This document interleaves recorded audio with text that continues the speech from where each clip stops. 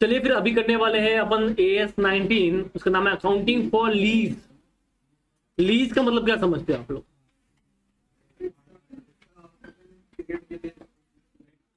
Rent पे लेना। तो रेंट और लीज में क्या डिफरेंस लगता है तुमको?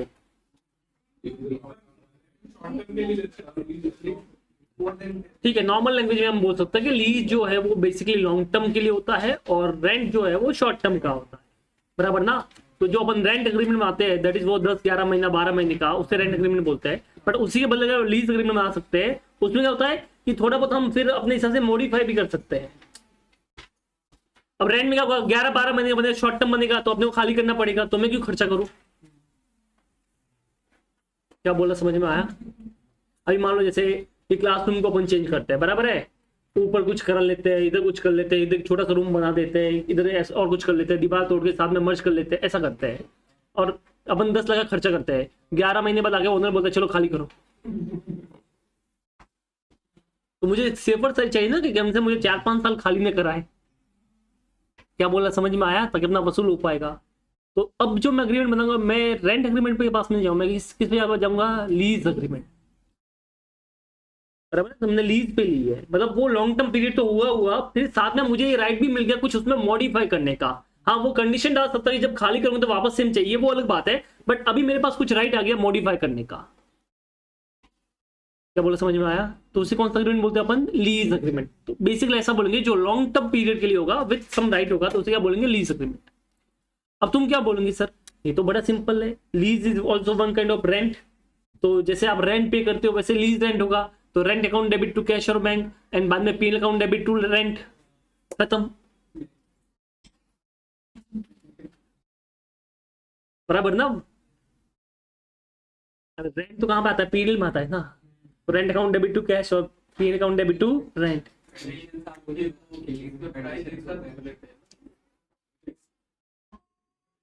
बोल बोल, इसमें नहीं, लीज में भी आप भर सकते हो ऐसे। हाँ, सब कर सकते हो, कंडीशन है वो तो ठीक है ना, छोटी मोटी, वो तो ऐसे भी दे सकते हैं।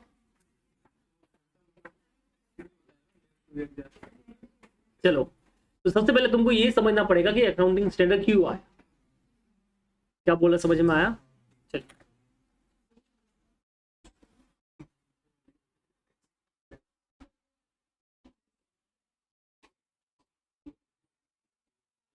ठीक है, अकाउंटिंग फॉर लीज। पहले ये समझना है ये एएस क्यों आया, फिर आगे बात। ये कंपनी की बैलेंस शीट है, मान लेते हैं इसका नाम है रिलायंस। क्या नाम है इसका? बराबर है। इसमें मान लेते हैं ये इक्विटी शेयर कैपिटल है, मान लेते हैं 500 करोड़ का। ठीक है, ये इसके पास में प्रॉफिट एंड लॉस है, मान लो 200 करोड़ का। इसका इधर ये 10% डिबेंचर्स है 100 करोड़ का, और इधर इसका कोई लोन है वो है 400 करोड़ का। क्या बोले, समझ में आया? ठीक है, चलो, इसके बाद इसकी फिक्स असेट है इधर, मान लो 600 करोड़ की। ठीक है, और बाकी अदर असेट है, कितना हो गया ये? 1200, तो 600 ये हो गया, 1200 हो गया। तो ये अपने मोटे भाई का बैलेंस शीट है। मोटा भाई गुजराती में बोले, बड़ा भाई, बराबर ना। रिलायंस अंबानी जी का अपना बैलेंस शीट है ये वाला, बराबर है। अभी क्या करना है, रिलायंस को मान लो फॉर एग्जांपल कुछ असेट खरीदनी है। क्या खरीदनी है? बराबर है, कुछ मशीन खरीदनी है। ये मशीन है, बड़ी बड़ी मशीन है, ये इसको खरीदनी है। ये मशीन कुछ है 500 करोड़ की। कितनी ये मशीन है? 500 करोड़ की मशीन है। अब ऑब्वियसली गुजराती लोगों की हैबिट होती है कि पैसा मत डालो, लोन पे लो, क्योंकि लोन पे लोगों तो कम इंटरेस्ट पड़ना पड़ेगा। और वही पैसा अगर मैं बचा के मान लो मैं खरीदता हूँ तो मेरे पास से 500 करोड़ जाएंगे। ठीक है, और अगर वही पैसा मैं खरीद के लोन पे लेता हूँ तो मेरा इंटरेस्ट कितना जाएगा? 12 करोड़, 12%, 10% जाएगा। और वो पैसा जो बचा वो मैंने नहीं डाला, उसको अगर मैं एफडी नहीं बिजनेस में डालेगा तो ज्यादा कमाएगा। क्या बोला, समझ में आया? उनका लॉजिक एकदम क्लियर होता है। वो बोलते हैं खुद के पैसे से बिजनेस नहीं करने का, लोन लेके करने का, बराबर ना। क्यों लोन लेके करते तो अपने को सिर्फ इंटरेस्ट पे करना पड़ता है 10-12%, और खुद का पैसा मैं बिजनेस में डालूंगा, खुद का पैसा बिजनेस में डालूंगा तो ज्यादा कमाऊंगा। तो वो लोग क्या करते हैं, नॉर्मली लोन पे काम करते हैं। किस पे काम करते हैं? नॉर्मली गुजराती लोगों की हैबिट होती है लोन पे काम करते हैं, क्योंकि उनको पता है मैं अपने बिजनेस से 20-25% निकाल दूंगा। तो अगर मैं मेरे पास में 500 करोड़ पड़े हैं तो मैं अगर मशीन खरीदता हूँ तो 500 करोड़ मेरे पास चले गए, यही अगर मैं 500 करोड़ अपने बिजनेस से लगाता हूँ तो उससे मैं 20-25% कमा लूंगा, और इंटरेस्ट तो मुझे 10-12% ही पे करना है। क्या बोला, समझ में आया? उसमें फिर मोदी जी से सेटिंग होगी तो फिर थोड़ा और कम भी हो सकता है बाद में, कोई भी गवर्नमेंट से होती है, विजय माल्या देख लो, भाग्य ना लेके, तो ऐसा बहुत सारी चीजें हो सकती है। तो वो बोलते हैं भाई इसमें कम रेट में भी मिल सकता है, तो वो लोग क्या करते हैं नॉर्मली लोन जो होता है ना, लोन लेके काम करते हैं, बराबर है। पर यहाँ पे अंबानी जी को एक दिक्कत है कि ये लोन पे काम करते हैं, मान लो तो क्या होगा पता है, अगर 500 करोड़ का लोन लेंगे तो यहाँ पे देखो ये क्या है, लोन लेने के बाद में क्या इनकी बैलेंस शीट में ये लोन आएगा कि नहीं आएगा, आएगा। तो ये 500 करोड़ का लोन आ जाएगा, इसके साथ में ये मशीन भी आ जाएगी, फिक्स असेट आ जाएगी यहाँ पे 500 करोड़ की। अब अंबानी जी नहीं चाहते कि ऐसा हो, क्यों? क्योंकि जैसे ही लोन दिखेगा उनका डेट इक्विटी रेशियो चेंज हो जाएगा। क्या चेंज हो जाएगा? डेट इक्विटी रेशियो चेंज हो जाएगा। डेट इक्विटी का मतलब क्या होता है? इक्विटी के सामने कितना लोन, तो जैसे अभी है ना इनकी इक्विटी है 500, 200, 700, बराबर ना।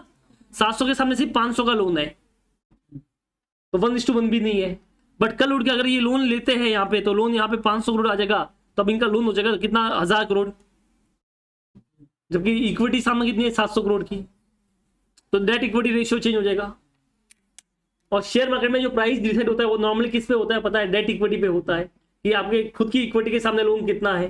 जितना कम लोन होगा, खुद का पैसा ज्यादा होगा, उतना अच्छा माना जाता है। तो इनको पता है कि मैं लोन पे काम करेगा तो डेट इक्विटी रेशियो चेंज हो जाएगा। दूसरा एक होता है फिक्स असेट टर्नओवर रेशियो, ये वालों एफएम पढ़ा है ना, रेशियो चैप्टर पढ़ा ही नहीं पढ़ा, तो फिर ऐसा, ये तो चलो ठीक है, तुम तो पढ़े हो ना, तो बोलो तो सही। असेट टर्नओवर रेशियो सुना है? क्या होता है फिक्स असेट टर्नओवर रेशियो? कि इतने असेट के सामने इतना टर्नओवर किया, तो अगर असेट बढ़ गई और टर्नओवर उतना ही रहता तो गड़बड़ हो जाएगा ना भाई। पहले हमने टर्नओवर किया मान लो 200 करोड़, वो कमाए थे 600 करोड़ के असेट पे, अभी मैं मशीन और ले लिया 1100 करोड़ हो गई, तो अभी मेरा टर्नओवर उतना ही हुआ, थोड़ा सा बढ़ा, तो क्या होगा, आपका असेट टर्नओवर रेशियो गड़बड़ हो जाएगा, बराबर ना। तो अब अच्छा, फ्यूचर में और लोन लेना पड़ेगा तो फिर और बैंक देगी नहीं, क्योंकि ऑलरेडी आप इतना लोन ले चुके हो, तो वो भी डरेगी, इतना लोन ऑलरेडी तुमको मिला हुआ है, पैसा खुद का कम है, तो वो डरेगी। तो अंबानी जी टेंशन में है। अंबानी जी बोलते यार मुझे है ना ये खरीदनी भी है, लोन पे लेनी भी है और खरीदनी भी है, बट बैलेंस शीट में दिखाना नहीं है। क्या बोला, समझ में आया तुमको? अंबानी जी टेंशन में थे, बराबर है। और मैंने, मान लो मैं उनके इधर अकाउंटेंट है, मैं उनको मिला, मैंने बोला क्या हुआ अमन जी, आप बड़े टेंशन में दिख रहे हो? बोला हाँ यार ये मुझे अभी असेट खरीदनी है। क्या बोला, समझ में आया? क्या खरीदनी है और लोन पे लेनी है, बट मैं दिखाऊंगा तो आपको तो पता है डेट इक्विटी टर्नओवर रेशियो जो होता है, टर्नओवर असेट रेशियो जो होता है, डेट इक्विटी रेशियो सब चेंज हो जाएगा, तो मेरे तो बैंड बच जाएगी, तो मुझे क्या करूँ, मैं समझ में नहीं आ रहा है। तो मुझे बोला आप तो यार सीईओ, कुछ करो, जुगाड़ लगाओ, दिमाग चलाओ। मैंने बोला करते हैं कुछ प्रबंध, आप चिंता मत कीजिए। मैंने बोला आप किससे ये मशीन लेने वाले? तो बोला महिंद्रा महिंद्रा कंपनी से। मैंने बोला लोन? बोला वो भी तो उनका महिंद्रा महिंद्रा फाइनेंस है, उनसे ही लेंगे। चलो कोई बात नहीं, एक मीटिंग करते हैं। क्या करते हैं? एक चाय पे बुलाओ। मैंने बोला ज्यादा कुछ नहीं करना, जब मैं बोलूंगा तो आपको बस मुंडी हिलाने का है। क्या करने का है? मुंडी हिलाने का है। क्या बोला, समझ में आया? तो बोला क्यों? मैंने बोला वो आपको पंचायत करनी नहीं, अब बस मुंडी हिला देना, बस मेरा सपोर्ट करना। बोला हाँ ये जो यही है बराबर। तो ठीक है। अब हमने बुलाया महिंद्रा जी को चाय पे, महिंद्रा जी ने चाय ली, चुस्की मारी, मुझे मजा आ गया। मैंने बोला सर एक और मजा दिलाता हूँ। बोला क्या? मुझे बोला हम आपको एक ऑर्डर देने वाले हैं 500 करोड़ का। कितने का? मशीन लेने वाला है। महिंद्रा जी बोला अरे भाई साहब मजा आ गया, एक और चाय पी ली उन्होंने। मजा आया ना उनको, अच्छी न्यूज मिले, मजा तो लाओ एक और चाय लाओ। एक और चाय पी ली। मैंने बोला एक और चाय पीनी पड़ेगी। बोला क्यों? मैंने बोला वो भी फाइनेंस पे करेंगे और आपके पास से ही लेंगे। बोला क्या बात कर रहे हो, एक और चाय लाओ। तो एक और चाय पी ली उन्होंने। क्या बोला, समझ में आया? अच्छा, मैंने बोला महिंद्रा जी अगर मैं लोन पे लेता हूं तो क्या इंटरेस्ट रेट बैठता है? बराबर है। कितने साल का लोन चाहिए? मैंने बोला 10 साल का चाहिए। तो बोला ठीक है कोई दिक्कत नहीं, मिल जाएगा आपको। तो बोला ज्यादा नहीं सर, 10 साल का आपको चाहिए ना, तो आप हमें ना 70 करोड़ का ईएमआई दे दो 10 साल के लिए, तो मोटा मोटी 700 करोड़ रुपया वहां के पास से ले लेंगे। कितना ले लेंगे? 700 करोड़। और 500 करोड़ का, सॉरी 200 करोड़ रुपए आपको 10 साल में इंटरेस्ट पे करना पड़ेगा। मैंने बोला कोई दिक्कत नहीं, कितनी ईएमआई आएगी? बोला 70 करोड़। मैंने बोला हाँ ठीक है। मैंने बोला ईएमआई में क्या होता है? बोला कुछ नहीं, क्या मजा करो आप सीईओ ऐसे बात कर रहे हो। मैंने बोला बताओ ना क्या होता है। तो बोला कुछ नहीं, ये मशीन हम आपको डिलीवर कर लेंगे, फिर आप अपने हिसाब से मशीन चलाओ, और आप हर साल हमको कितना पे करना? 70 करोड़, 70 करोड़। मैंने बोला यही होता है ना? बोला हाँ। मैंने बोला हम भी यही करेंगे, मशीन आपके पास से ले लेंगे और आपको हर साल 70 करोड़ पे करेंगे। बोला ठीक है सर, बट हम लीज अग्रीमेंट बनाएंगे। क्या बनाएंगे? बोला क्यों? मैंने बोला वो तुमको पंचायत करनी, तुमको पैसे से मतलब है ना, तुमको कितना 70 करोड़ चाहिए, मैं दे रहा हूँ, मशीन में ले रहा हूँ, क्या दिक्कत है? 10 साल का अग्रीमेंट बना देते हैं। बोला नहीं सर, हम तो लीज पे नहीं देते, हम तो बेचते हैं। मैं बोला तुझे पंचायत नहीं कर, तुझे पैसे से मतलब है ना? बोला नहीं सर, हम कैसे एक्सेप्ट करेंगे। मैंने कोई बात नहीं, दूसरी कंपनी रेडी बैठी है, अंबानी जी, सही बात है कि नहीं? क्या बोला, समझ में आया? अब महेंद्र जी सोचे यार इतनी बड़ी डील है ना, इतना पैसा मिल रहा है, अपने को क्या है, पैसे हम लीज पे बेचते नहीं, अब तुम बोल रहे तो ठीक है, हमें क्या है, लो फटफट अग्रीमेंट बनाया 10 साल का और डन। अब सुनना, मशीन की लाइफ 10 साल ही है। कितने साल है? 9 या 10 साल ही है। अब क्या हुआ, ध्यान से सुनना। अब मैं मशीन लेके आ गया, हमने कौन सा अग्रीमेंट बनाया? लीज अग्रीमेंट, रेंट अग्रीमेंट एक तरह से। अब मुझे बताओ, कोई चीज मैं रेंट पे लेता हूं तो क्या वो मेरी होती है? तो क्या मेरी बैलेंस शीट में आएगी? बस। तो क्या ये मेरी बैलेंस शीट में जब असेट नहीं आई तो क्या लोन भी आएगा?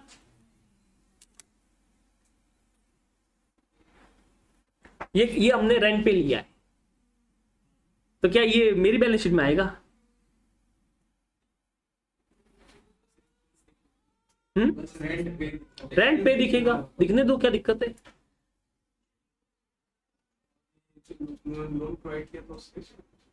लोन दो तो समझा नहीं, वो लोन अग्रीमेंट तो बनाया ही नहीं ना, हम तो रेंट अग्रीमेंट बनाया ना। हमको मशीन से मतलब थी, हम मशीन लेके आगे, रिलायंस इंडस्ट्री है, भरोसा है उसको दे ही देगा, कोई दिक्कत की बात नहीं है। और ऐसे भी ओनरशिप तो उसके नाम पे ही है, तो कल नहीं दिया तो आप रीपे कर वापस लेके चला जाएगा। नहीं क्यों? अब पहले ऐसे रेंट को लिखते नहीं लिखते, एक्स में बैलेंस में नहीं लिखते ना, बस वही तो मैंने किया है। क्या बोलते? अरे नहीं किया, पेपर नहीं किया हमने, नहीं कर रहे लोग, पेपर नहीं कर रहे। बोल, दिमाग चलाया कि नहीं चलाया? अंबानी जी हो गए खुश, बोले क्या बात है, असेट भी आ गई। ऐसे भी ईएमआई पे करते, अब उस ईएमआई को नाम किस नाम से दे दिया? रेंट, लीज रेंट नाम से दे दिया। तो आप ईएमआई भी पे करते, वैसे करते, असेट आ गई, यूज करो, पैसे छापो, जो करना है करो, मजे करो। तो असेट भी आई, बैलेंस शीट भी नहीं आई, रेशियो भी नहीं हिला। अंबानी जी बोलते मान गए सर, आप हो सीए बराबर। बोला अरे सर चिंता नहीं करो, डन। क्या बोला, समझ में आया? साल का एंड हो गया, ऑडिट कर आई, क्या आई? ऑडिट होते हैं ना रिलायंस में, मान लो एक सर आया ऑडिट करने के लिए, आके बोलता है चलो करते हैं ऑडिट। क्या करते हैं? चलो करते हैं ऑडिट। चाय पी लो, इतना बड़े काम के तो चाय तो पियेंगे ना। चलो, तो बोलते चलो करते हैं ऑडिट। हाँ सर करिए, कोई दिक्कत नहीं है। सर आए, ऑडिट करना शुरू किया। अब ऑडिट में मान लो एक कारो एप्लीकेबल हुआ और होता है फिजिकल वेरिफिकेशन। क्या होता है? तो सर ने फिजिकल वेरीफाई करना शुरू किया, तो बोले 1 2 3 4 5 6 7 8 9 10 11, बुक में तो 10 लिखी है, इधर 11 मशीन है। मैंने बोला हाँ सर, वो लास्ट वाली मशीन जो है ना, वो तो लीज पे, रेंट पे। बोला रेंट पे? मैंने बोला हाँ सर, वो रेंट पे लाई थी। सर ठीक है, रेंट पे होगी, कोई दिक्कत नहीं है। वो ऑडिट चले गए, अगले साल फिर आए, बोले 1 2 3 4 5 6 7 8 9 10 11, सर इधर 10 लिखी है। मैं सर आप भूल गए वो रेंट पे थी। रेंट पे कोई बात नहीं, होगी। फिर वापस आए अगले साल, 1 2 3 4 5 6 7 8 9 10 11 10, सर वो क्या है? बोला सर आप भूल गए लास्ट टाइम अपन ने बात की रेंट पे। ऐसी कौन सी रेंट पे जो अब तक 2 साल हो गए, 3 साल हो गए, अब तक रेंट पे? सर वो रेंट एग्रीमेंट निकालना। ने बोला ये लो सर, बढ़िया बना हुआ मेरा महिंद्रा का। सर ने पढ़ा, मशीन है, रेंट एग्रीमेंट बना हुआ 10 साल का। मुझे पूछते कितनी साल की लाइफ है इसकी मशीन की? मैं बोला 10 साल की है सर। पर 10 साल की लाइफ और 10 साल के लिए आपने रेंट पे ले लिया? मैंने बोला हाँ सर। आपको क्या दिक्कत है?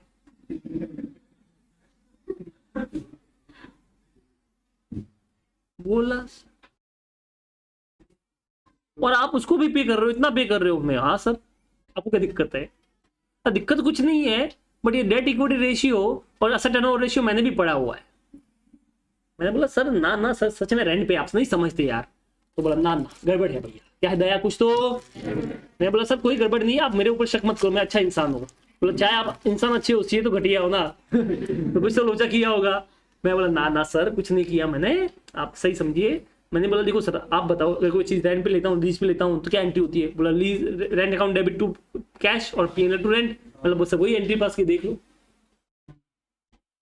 तो ना दया कुछ तो गड़बड़, वैसे कोई गड़बड़ नहीं है। अरे है। मैं बोला है, जो करना है कर ले, उखाड़ जा, क्योंकि रूल है रेंट पे की तो rent account debit to cash और बैंक पीएनएल टू रेंट। अब क्या साला भी एक टेंशन में आ गई, क्या करूं? भागे गए कहां पे? माई बाप के पास में। कौन है माई बाप? ऐसे कोई जगह बोला कि वो कल का लौंडा मुझे आके बोलता है जो उखाड़ना है उखाड़ ले। ऐसे में शांत विवेक से शांत, चाय पियो, क्या हुआ पहले समझाओ। तो बोलते हैं अभी उसने वो मशीन ली है, 9-10 साल की लाइफ होती है मशीन की, और 10 साल के ले ली है। क्या बोला समझ में आया? बोला ऐसे बोला समझ में नहीं आया। बोला रुको मैं समझाता हूँ। फरारी कार है, कार है तुम्हारे पास में, बराबर है, तुम खरीदते हो तो तुम्हारी बैलेंस शीट में आएगी। फिर पुलिस वाले तुम्हारे पीछे आएंगे, बराबर, तुम पॉलिटिशियन हो, कल के पुलिस वाले तुम्हारे पीछे आएंगे कि भाई इतना पैसा कहाँ से लाया। अब तुमने क्या फरारी कार को रेंट पे ले लिया, 1000 रुपए के रेंट पे, और तुम हर साल 1000 रुपए पे कर रहे हो रेंट का, और तुमने 50 साल के रेंट पे लिया है, तो क्या तुम्हारी बैलेंस शीट में आएगी? बोला नहीं आएगी, क्यों रेंट पे लिया है, पर असर तो आ गई ना। बोला हाँ बस, बाकी पैसा तुमने कैश में दे दिया, ब्लैक में दे दिया, जो भी किया। अरे क्या बोला समझ में आया? ऐसे बोले बात तो बराबर है, साला ये तो लोचा मारता है, तो ये लूप होल निकल गया, ये तो ऐसा सब लोग लोचा मारेंगे। तो बोला सर अब देख लो आप क्या करना है। बोला कुछ टेंशन नहीं, तुम नेक्स्ट ईयर ऑडिट पे जाना, फिर देखो क्या होता है। बोला क्या? बोला फट से क्या निकालिए आईसीआई ने AS19। अब अगले साल आए सर, आके मुझे बोलते हैं कि AS19 पढ़ा है। मैंने बोला क्या? बोला इधर आ पढ़। बोला क्या है? अगर कोई असेट आपने खरीदी है सच में, बट आप रेंट पे दिखाते हो, तो उसको रेंट नहीं माना जाएगा, उसको खरीदा हुआ ही माना जाएगा, और वो असेट आपको अपनी बैलेंस शीट में दिखानी पड़ेगी, और लोन भी सामने, लायबिलिटी भी दिखानी पड़ेगी। लेपट क्या बोला समझ में आया? मैं बोला तो ये तो लोचा मार दिया, तो मेरा सारा खेल क्या हो गया? इस तरह से AS19 का जन्म हुआ। वो छोड़ना, जब आया तब आया आया था, ये सारे आए 90s में आए सब। हाँ, हाँ। चलो क्या बोला समझ में आया तुमको?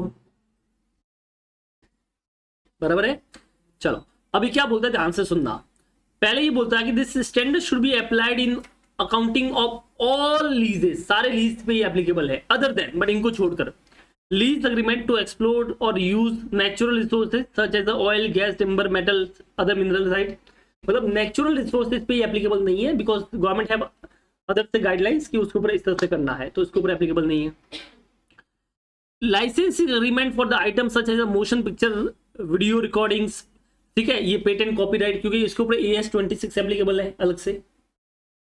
और लास्ट में इसने बोला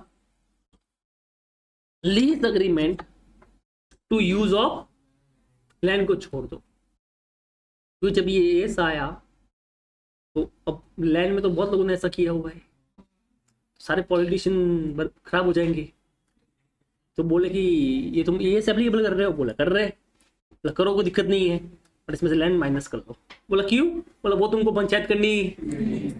समझ में आया? वो हमारी बात है, ज्यादा ज्यादा अपन बोल नहीं सकते। बोला ठीक है सर, लैंड है तो कोई दिक्कत नहीं है। बराबर ना? ठीक है सर, एक्सेप्ट लैंड कर लेते हैं, कोई दिक्कत नहीं है, जैसा आप बोलो। क्या बोला समझ में आया?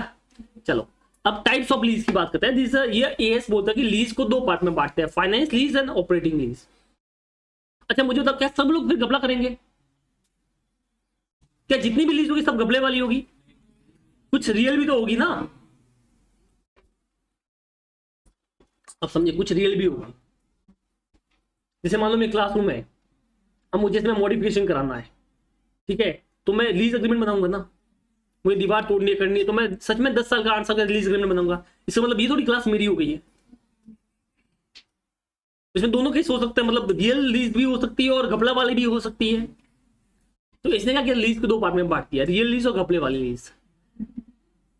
रियल लीज को इसने प्यार से बोला ऑपरेटिंग लीज, क्या बोला इसको, और घपले वाली लीज को क्या बोला इसने, फाइनेंस लीज। अब जो ऑपरेटिंग लीज की डेफिनेशन है वो बड़ी टफ है, तुमसे याद नहीं होगी तो हमको बात नहीं करनी है।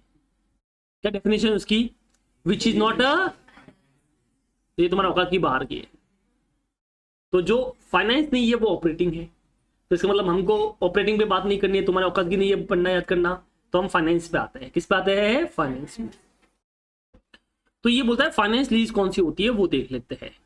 फाइनेंस लीज मतलब मोटा मोटी घपले वाली लीज, ठीक है, मतलब जहां पे सच में लीज नहीं है बट आप दिखा रहे हो लीज पे, बाय वॉट एवर रीजन, जो भी तुम्हारा रीजन होगा, बट ये वाला है। तो ये 5 केस दे रखे हैं, बस 5 केस को ही अपन ये वाला फाइनेंस लीज मानेंगे, otherwise that will be operating lease. तो तुमने कोई 6 वाला वेद निकाल दिया तो कोई दिक्कत नहीं है, बट ये 5 तरीके देख लो आप। पहला, ये 5 घपले वाला है। सबसे पहले हम सिंपल से शुरू करते हैं, lease term cover major life of asset. क्योंकि अगर आपने कोई ऐसा लीज टर्म बनाया है जिसमें उसकी असेट की लाइफ मेजोरिटी कवर हो गई है, तो आप समझ जाओ ये लीज ऑपरेटिंग नहीं, कौन सी लीज है, फाइनेंस। मतलब आप कोई चीज रेंट पे ले रहे हो और रेंट पे उतने टाइम के लिए ले रहे हो जितनी उसकी लाइफ है। जैसे विश्वजीत मुझे आके बोलता सर आपका फोन मुझे रेंट पे चाहिए, मैंने ले लिया, कितने साल के लिए, 3 साल के लिए। और मुझे 3 साल बाद मेरे फोन की वैल्यू क्या हो जाएगी, ना के बराबर हो जाएगी, ऑलमोस्ट खत्म ही हो जाएगा। तो अगर मैं 3 साल के लिए रेंट पे दे रहा हूं तो फिर वो फोन में रेंट पे देने का काम थोड़ी कर रहा हूं, तो एक्चुअली में बेच रहा हूं ना मैं इसको। क्या बोला, समझ में आया। तुमने एक कार ले ली मुझसे रेंट पे, बोला सर 50 साल के लिए रेंट पे दे दो, कितने साल के लिए। अब तुमको पता है 50 साल बाद कार की वैल्यू तो कुछ होगी नहीं, और तुमने 50 साल के लिए ली मुझसे। तुम आके बोलते सर ये ऐसी हमको दे दो रेंट पे, मैंने लेके जा, कितने साल के, बोला 15 साल के लिए दे दो सर। तो मैं बोला ये तू तेरा ही रखना, फिर मुझे क्यों वापस करेगा 15 साल बाद, मैं क्या करूंगा लेके। क्या बोला, समझ में आया। तो अगर आपने मेजोरिटी लाइफ कवर कर ली है तो इसका मतलब ये लीज कौन सी लीज होगी, मतलब सच में आपने बेचा है बट दिखा रहे हो आप रेंट पे। समझ में आया, पहला वाला मतलब घपला नंबर 1। घपला number 2, let's get the ownership eight the end of the. अब समझना ये क्या होता है। इस बार थोड़ा इंटरेस्टिंग किया, इस बार कहता मुझे सिर्फ इस साल लोन नहीं दिखाना है, मुझे अगले साल दिखाना है, क्योंकि इस साल मुझे और लोन उठाना है या कुछ करना है, तो मैं असेट तो खरीद तो रहा हूं बट मुझे लोन पे दिखाना, असेट को इस साल या 2 साल नहीं दिखाना, 2 साल बाद दिखाऊंगा तो चलेगा, मेरा ऐसा इंटेंशन था। तो इस बार मैंने दिमाग चलाया, मैंने बोला असेट की लाइफ 10 साल है, मैं लीज एग्रीमेंट 3 साल का बनाऊंगा, तो वे सर पकड़ ही नहीं पाएंगे क्योंकि 10 में से कितना लिया है, 3, बराबर ना। पर मुझे डर है, डर क्या है, इस साल वो जो ओनर है उसका लेसन जो है, मतलब जो जिससे मैं ले रहा हूँ, वो साल 3 साल बाद वापस ले ले, तो लीज एग्रीमेंट 3 साल का रहेगा, तो उसने मेरे पास से वापस ले लिया तो मैं बर्बाद हो जाऊंगा। क्या बोला, समझ में आया। मैंने बोला ये तो रिस्क है, तो मैंने उस लीज एग्रीमेंट एक चीज लिखा दी कि जब ये 3 साल खत्म होंगे तो इसकी जो ओनरशिप है वो मुझको मिल जाएगी। क्या बोला, समझ में आया। विश्वजीत मुझे बोलता है सर आपका फोन रेंट पे दे दो, मैंने कितने महीने के लिए, बोला 5 महीने के लिए चाहिए सर, ठीक है। फिर बोला सर 5 महीने बाद वो फोन मेरा, तो मैं बोला लोन पे तो ऐसा होता है, मतलब रेंट पे तो ऐसा होता है तू वापस करेगा ना, बोला नहीं सर वापस नहीं करूंगा। तो मैंने बोला इसको रेंट नाम क्यों दे रहा है, फिर जो सेल ही हुआ ना, क्योंकि आप तो वापस तो कर ही नहीं रहे हो। तो अगर ऐसा चीज होता है कि let's see get the ownership eight the end of the lease term, तो भैया बात खत्म हो गई, क्योंकि रेंट का मतलब ही होता है वापस करना, लीज का मतलब ही होता है वापस करना, बट आप तो वापस कर ही नहीं रहे हो, तो उसको लीज कैसे बोलूंगी। क्लियर है मामला। 2 चीज पकड़ ली। तीसरा चीज, हम एक काम करते हैं, हम ऐसा करते हैं कि ये नहीं लिखते कि ये तेरी हो जाएगी। क्या बोला, समझ में आया। हम ये नहीं लिखते कि तेरी हो जाएगी, पर हम ये लिखते हैं कि सामने वाले के पास में ऑप्शन होगा कि वो चाहे तो उसको ले सकता है, क्योंकि अब ऐसा नहीं बोला तेरी हो जाएगी, हमने बोला तो ले सकता है, खरीद सकता है, बट वो भी कम प्राइस में। कितने प्राइस में, कि ये फोन 50 का था तो 2000 में ले सकता है। अच्छा पहले अब मुझे बताओ ये ऑप्शन मैंने किसको दिया, खुद को दिया कि उसको दिया है। मतलब वो बोले मुझे चाहिए तो मुझे देना ही पड़ेगा। तो ऐसा थोड़ी होता है लीज में कि जो जैसे आप एक रेंट पे रह रहे हो, फ्लैट में रह रहे हो, बराबर है, तुमने अग्रीमेंट कर लिया 2 साल का, फिर तुम बोल रहे हो ओनर को कि अगर मुझे पसंद आया तो मैं फ्लैट ले लूंगा और तुमको सस्ते प्राइस में, आधे प्राइस में मुझे देना ही पड़ेगा। तो ओनर बोलेगा मैं ओनर किस चीज का, फिर तू हुआ ना, क्योंकि तू बोलेगा मुझे बेचना ही पड़ेगा चाहे मेरी इच्छा है कि नहीं है। तो भाई धोखा हो गया मेरे साथ। क्या सच में ऐसा आपको क्या रेंट में ऐसा होता है कि सामने वाले के पास ऑप्शन होता है कि उसके पास होना चाहिए, लेसर के पास ऑप्शन है उसको बेचना है? हम लेसर की बात नहीं कर रहे, हम तो अपनी बात कर लेसर। तो अब मुझे बताओ ऑप्शन किसके पास होना चाहिए था? लेसर के पास में। बट इधर ऑप्शन किसके पास में है? लेसी। लेसी मतलब जो रेंट पे ले रहा है, और वो भी सस्ते में लेने का। पहली बात तो ऑप्शन लेसी के पास में होना ही नहीं चाहिए भैया। अगर कोई चीज मेरी है तो उसको बेचना ना बेचना मेरा पॉइंट ऑफ व्यू होना चाहिए, तेरा नहीं। तू बोल रहा है मुझे पसंद है तो मैं लूंगा, क्या बोल रहा है समझ में आया? तो ये थर्ड वाला भी डेंजर वाला मामला हो गया, बराबर है। अब ये फोर्थ वाला बाद में पढ़ते हैं, फिफ्थ वाला पढ़ लेते हैं। Asset is of specialized nature and can be used by the lessee only. आपकी असेट ऐसी है जो सिर्फ लेसी ही यूज कर सकता है, उसके अलावा कोई यूज नहीं कर सकता। तो वो तो फिर आप उसको बेचोगे, फिर आप रेंट पे कैसे देंगे? क्या बोला समझ में आया? एक ऐसा घर मैंने रेंट पे लिया है जो सिर्फ मेरे फिंगरप्रिंट से ही ओपन होगा, इसके अलावा कोई होगा ही नहीं। चाहे इंसान कुछ भी कर ले नहीं होगा, तोड़ोगे तो तोड़ भी नहीं सकते, और मेरे फिंगरप्रिंट से ही होगा ओपन। तो अब मैं वो रेंट पे लूंगा तो सामने वाले के लिए काम क्या आएगा बाद में? तो इसका मतलब मुझे बताओ क्या सच में रेंट पे दिया होगा कि बेचा होगा? कि आप बोलोगे वो असेट ऐसे जैसे ऐसे यूज कर सकता है, इसके अलावा कर नहीं सकता, तो बात ही खत्म होगी, बराबर ना। मैंने अपनी मूर्ति बनवा ली, क्या बना ली मैंने? अपनी करोड़ों मूर्तियां बनवा ली, बराबर। मूर्तिकार को बोला मेरी मूर्तियां बना, करोड़ों मूर्तियां बना, और मैं उसको रेंट पे कर रहा हूं। क्यों? क्योंकि अगर मैं एक साथ में वो मूर्ति दिखाऊंगा तो मेरी बैलेंस में इतनी सारी मूर्ति असेट हो जाएगी, फिर मोदी जी पीछे आ जाएंगे कि ये आपने पैसा कहां पे खर्च किया, बराबर ना। तो भाई गड़बड़ हो जाएगी। मैंने क्या किया? मूर्तियां बनाई और रेंट पे दिखा दिया। अब मेरी मूर्ति किस काम की? किसी काम की नहीं है। तो ये भी तो हो सकता है ना।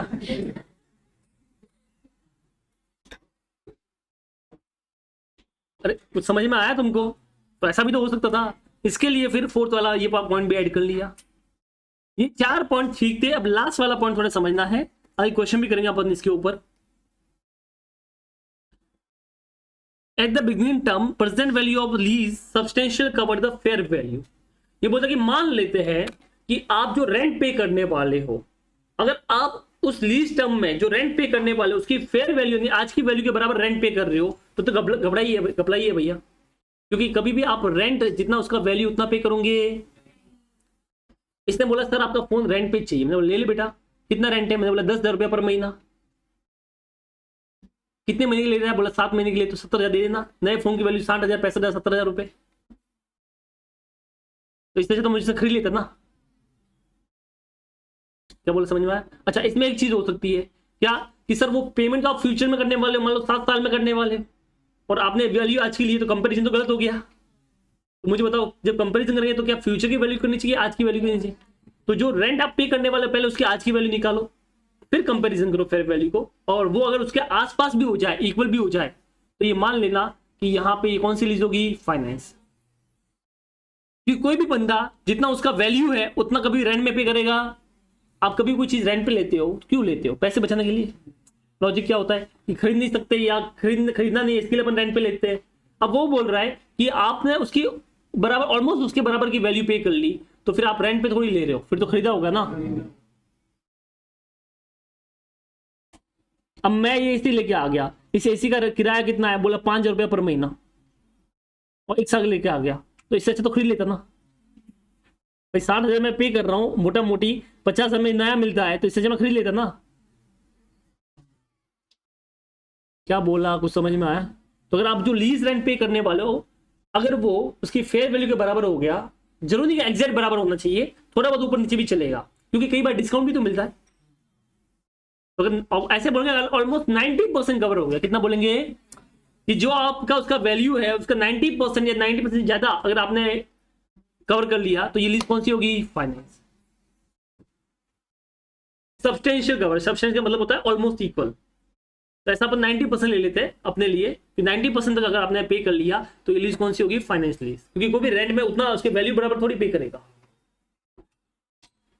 तो ये 5 कंडीशन है, ये पांचों एंड वाली नहीं है, पांचों और वाली है। कौन सी है, एनी ऑफ द फॉलोइंग, ऐसा लिखेंगे एनी ऑफ द फॉलोइंग।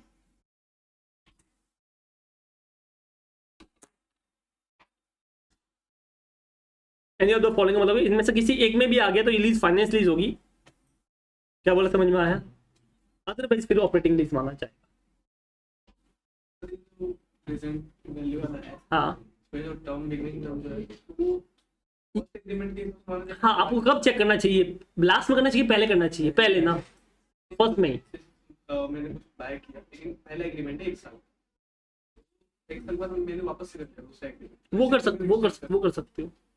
फिर सामने वाला मना भी तो कर सकता है, वो तेरा भरोसा है, भरोसा टूट भी तो सकता है। क्या बोला, समझ में आया तुमको? डन। तो ये अगर 5 में से एक भी कंडीशन पूरी होगी तो तुम्हारी फाइनेंस लीज होगी, अदरवाइज कौन सी लीज मानी जाएगी, ऑपरेटिंग। एक बार वापस समझ लेते हैं, ऑपरेटिंग का मतलब क्या होता है, वापस पढ़ते हैं। It is the lease which does not transfer substantial all the risk and reward incidental to ownership. मतलब इसमें क्या होता है, रिस्क एंड रिवॉर्ड सामने वो ट्रांसफर नहीं होते हैं, वो रियल ओनर के रहेंगे। मतलब ये सच में रेंट है, लीज है। बट फाइनेंस लीज में क्या होता है कि it is the lease which transfer substantial all the risk and reward incidental to ownership and of an asset to the lessee by the lessor but not the legal ownership. मतलब जैसे आप legal ownership transfer नहीं कर रहे हो, बाकी आप उसके रिस्क एंड रिवॉर्ड उसको ट्रांसफर कर रहे हो। क्या बोला, समझ में आया? अब भाई मेरी कार है, मान लेते हैं, ठीक है, मेरी कार है, मैं चलाता हूँ, ठीक है। अब ये आया, भावेश आया मेरे पास, मैं रहता हूँ, फॉरेन रहता हूँ, ठीक है। अब ये मेरी कार यही चलाता है, लास्ट 10 साल से यही चला रहा है, मैं तो आता ही नहीं हूँ। अब बताओ यहाँ पे क्या हुआ, लीगल ओनरशिप तो मेरी है, बट रियल में रिस्क एंड रिवॉर्ड तो अब इसके हो गए। कल उठ के गाड़ी टूटती है तो अब यही ठीक कराएगा। मैंने बोला हो तू चला रहा, तू ठीक करा, तो रिस्क इसके हो गए, रिवॉर्ड मुझे भी ये ले रहा है। तो इसमें क्या हुआ कि रिस्क एंड रिवॉर्ड इसको ट्रांसफर हो गए। क्या बोला, समझ में आया? अंडरस्टूड? तो इसे बोलते हैं ऑपरेटिंग फाइनेंस लीज। क्या बोलेंगे इसको? अंडरस्टूड? यहाँ पे तो मैं रेंट नहीं ले रहा हूं तो इसमें कवर नहीं होगा, रेंट ले रहा होता तो फिर ये मान जाती। बोलो, समझ में आया तुमको? ठीक है, तो इस तरह से करेंगे। अब इसके ऊपर एक क्वेश्चन कर लेते हैं, आपको आइडेंटिफाई करके बताना है कौन सी लीज है। Question number 1,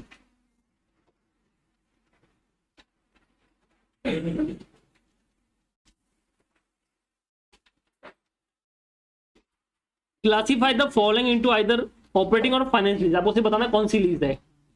Lesi has option to purchase the asset at a lower than the fair value at the end of the lease terms. Finance, क्योंकि लेसी के पास में ऑप्शन है, जबकि होना चाहिए लेसर के पास में। Number 2, economic life of asset is 7 year but lease term आपने 6 साल के लिए बना दिया है। फाइनेंस, क्योंकि मेजोरिटी लाइफ तो कवर होगी। नंबर 3, इकोनॉमिक लाइफ 6 साल की है बट लीज टर्म 2 साल का है, तो यहाँ पे तो मेजोरिटी लाइफ तो कवर नहीं हो रही है। But the asset is a special nature and can B procured only by the Lesi. Finance होगी। ये 3 तो मजा आया तुमको, ये एग्जाम समय मजा आ गया 3 में। 4th वाले में think out of the box वाला सीन था। मतलब अब क्या करूंगा आप बताओ। ये बोला present value of minimum lease payment is X, fair value of asset is Y, बस इतना ही दे रखा है। अब थोड़ा तुमको दिमाग चलाना पड़ेगा, चलो पता चलता है कि इसका दिमाग चलता है। अब इसमें क्या पूछा है, क्या करना है, मुझे समझ में नहीं आ रहा है, थोड़ा दिमाग चलाओ। ऑपरेटिंग कैसे, फेयर वैल्यू से कम है, कहाँ लिखा कम है? एक्स के बाद वाई आता है। अरे यार क्या कुछ भी ना। और सोच में think out of the box वाला है। पढ़ो, ध्यान से पढ़ो, आंसर इसके अंदर है। नहीं, मिनिमम लीज पेमेंट तो वही होता है जो मैंने बोला था ना, जो लीज पेमेंट करने वाले उसका आज का वैल्यू वही है। थोड़ा मैंने क्या बोला, थोड़ा ध्यान से पढ़ो तो आंसर इसके अंदर ही है। हाँ, तो क्या प्रेजेंट वैल्यू को इसने एक्स बोल दिया और फेयर वैल्यू को वाई बोल दिया। अब तुम क्या बताओगे इससे, क्या लगता है? अरे सिंपल था यार, सोचो। If X is equal to Y और substantial equal to Y, then finance lease otherwise operating. क्या बोला, फाइनेंस लीज है और लीज टर्म्स है। अगर मैंने जो रेंट पे किया है, जो भी पे किया है, उसका आज का वैल्यू फेयर वैल्यू के बराबर है, तो ये कौन सी लीज होगी, फाइनेंस। और नहीं किया तो कौन सी होगी, तो ऐसा बोलता है ये एक्स है ये वाई है, तो if X is equal to Y या सब्सटेंशियल इक्वल टू वाई, तो ये लीज कौन सी होगी, अदरवाइज कौन सी होगी, वाह। हाँ, दोनों लिखना था यहाँ पे। कैसे लिखो नीचे, if X is equal to Y और सब्सटेंशियल इक्वल टू वाई।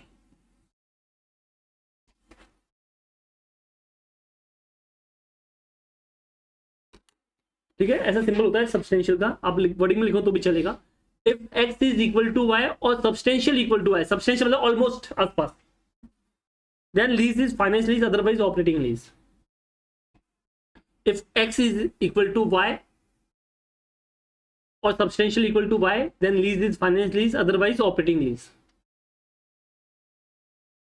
ठीक है, यही तो बताना। इसने यह पूछा ये ऑपरेटिंग है या फाइनेंस है, या आप ऐसे भी बोल सकते हैं we assume that X is not equal to Y and lease is operating lease. ऐसे बोल सकते हैं X we assume that X is equal to Y और substantial equal to Y then finance lease, ऐसा ही बोल सकते थे, कोई दिक्कत नहीं थी। हाँ एग्जाम का समय।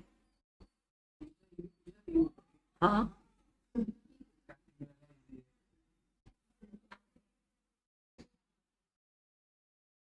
Done, don't worry, her paper में एक क्वेश्चन दो क्वेश्चन इजी होते ही है, बहुत इजी होते हैं। जैसे इस बार एक कंडीशन आया सम आया था AS24 सबने पढ़ा है, डिसकंटिन्यू ऑपरेशन जमुरा वाला, क्या यार उसमें बोला क्या क्या डिस्क्लोजर देने पड़ते हैं, ये थियरी वाला क्वेश्चन आया था 4 मार्क का या 5 मार्क का। ये तो हमने पढ़ा था कि उससे कितना प्रॉफिट हुआ वो अलग से देखना, उसके ऑपरेटिंग क्या ये देखना है, क्या क्या इवेंट कब हुआ, इनिशियल डिस्क्लोजर इवेंट कब हुआ। अब कितना ये सिंपल क्वेश्चन था, उसके 5 मार्क थे। तो हर पेपर में एक दो क्वेश्चन तो एकदम इजी वाले मिलते ही है, एकदम इजी वाले, जिसे थोड़ा बहुत भी पढ़ा होगा वो भी इसको आराम से कर सकता है। वो तो वो ऐसे बोलेंगे वो रैंकर के लिए, तो रैंकर लोग के पहचान होते हैं ना भाई ऐसा की, तो एक दो क्वेश्चन ऐसे देंगे जो घुमाने वाले होंगे। अब उसमें क्या होता है वो रैंकर वाला सीन निकल जाता है कि बाकी लोग उसमें फिर 80 मार्क्स लेके आएंगे और रैंकर वाले फिर 90-95 लेके आ जाएंगे, तो वहां से वो रैंकर डिसाइड होता है। बट हर पेपर में पास होना बहुत ईजी होता है, बट एग्रीगेट करना मुश्किल होता है। अगर जब तक आपने अपना एक सब्जेक्ट स्ट्रॉन्ग नहीं किया है कि 2 सब्जेक्ट, तब तक आप पास नहीं हो पाओगे, क्योंकि 40 मार्क वाला हर पेपर बहुत इजी है, 50 लाना मुश्किल है।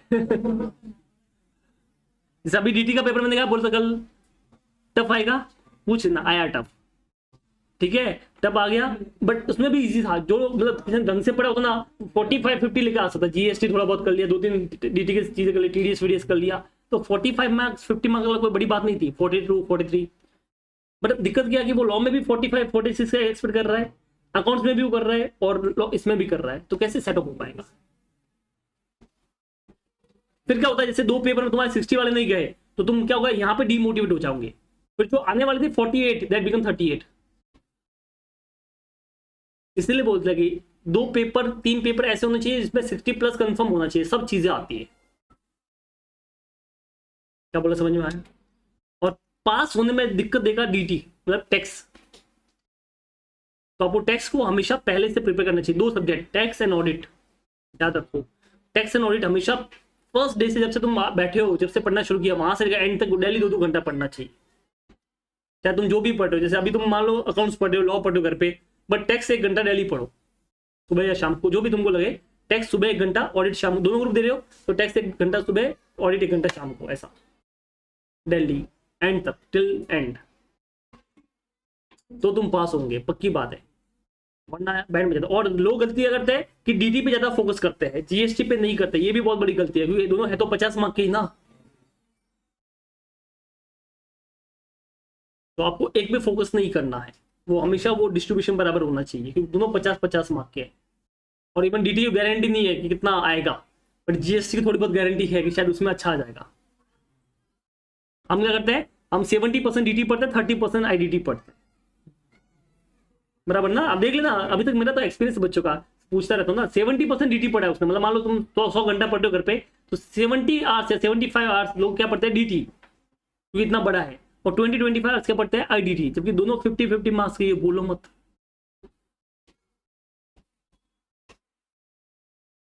सेम चीज FM SM में भी होता है। आप लोग FM पे बहुत फोकस करते हो, SM पे नहीं करते, जबकि दोनों 50 मार्क के, ये क्यों बोल रहे हो? तो ये चीज तुम्हारे माइंड में पहले से क्लियर होनी चाहिए। मैंने बोला टैक्स एंड ऑडिट ये डेली पढ़ो, 1 घंटा सुबह 1 घंटा शाम, बाकी विषय जो पढ़ना है पढ़ो, ठीक है। और बाकी कुछ 2 सब्जेक्ट स्ट्रॉन्ग भी करने पड़ेंगे, जो तुमको सही लगता है कि मेरे अच्छे हैं, और वो स्ट्रॉन्ग भी करोगे। बिना 60 मार्क्स आए कुछ नहीं हो सकता। वैसे मान लो मैंने 100 आंसर शीट देखी है, मान लो 100 लोगों के रिजल्ट देखे हैं, 100 में से 80 बच्चे जो पास हुए वो कैसे होंगे? जिन्होंने किसी न किसी में एग्जामिशन लेके आए होंगे। 20 लोग ऐसे होंगे जिनको एवरेज 50 52 सब में आया होगा, और वो बहुत रेयरली होता है। मतलब 80 लोग पास होने वाले वो है जिन्होंने किसी न किसी में एग्जामिशन स्कोर किया है, ये ध्यान रखना, ठीक है। चलो, ये था क्वेश्चन नंबर 1। तो यहाँ पे कैसा आईसी ने दिमाग चलाया कि आपको आंसर देना है, कि आपको अब सोचना पड़ेगा। इफ आप सबसे सिंपल ही होता है, इफ एक्स इज वाई और F is equal to Y और सब्सटेंशियल इक्वल टू वाई, तो ये कौन सी लीज है? फाइनेंस। अदरवाइज कौन सी होगी? ऑपरेटिंग। अरे बोलो, समझा? बस ये था तुम्हारा क्वेश्चन नंबर 1, और ये था आइडेंटिफाई करना कौन सी लीज क्या होती है। अभी हमको सीखनी इसकी अकाउंटिंग करना। क्या सीखनी है अपने को? अकाउंटिंग करना, ठीक है। चलिए आगे बढ़ते हैं अपन। अभी सुनो मेरी बात, अभी हमको आगे बात करनी है। अभी हमको इस वाले पॉइंट को थोड़ा डिटेल में पढ़ना पड़ेगा, ये वाले पॉइंट को।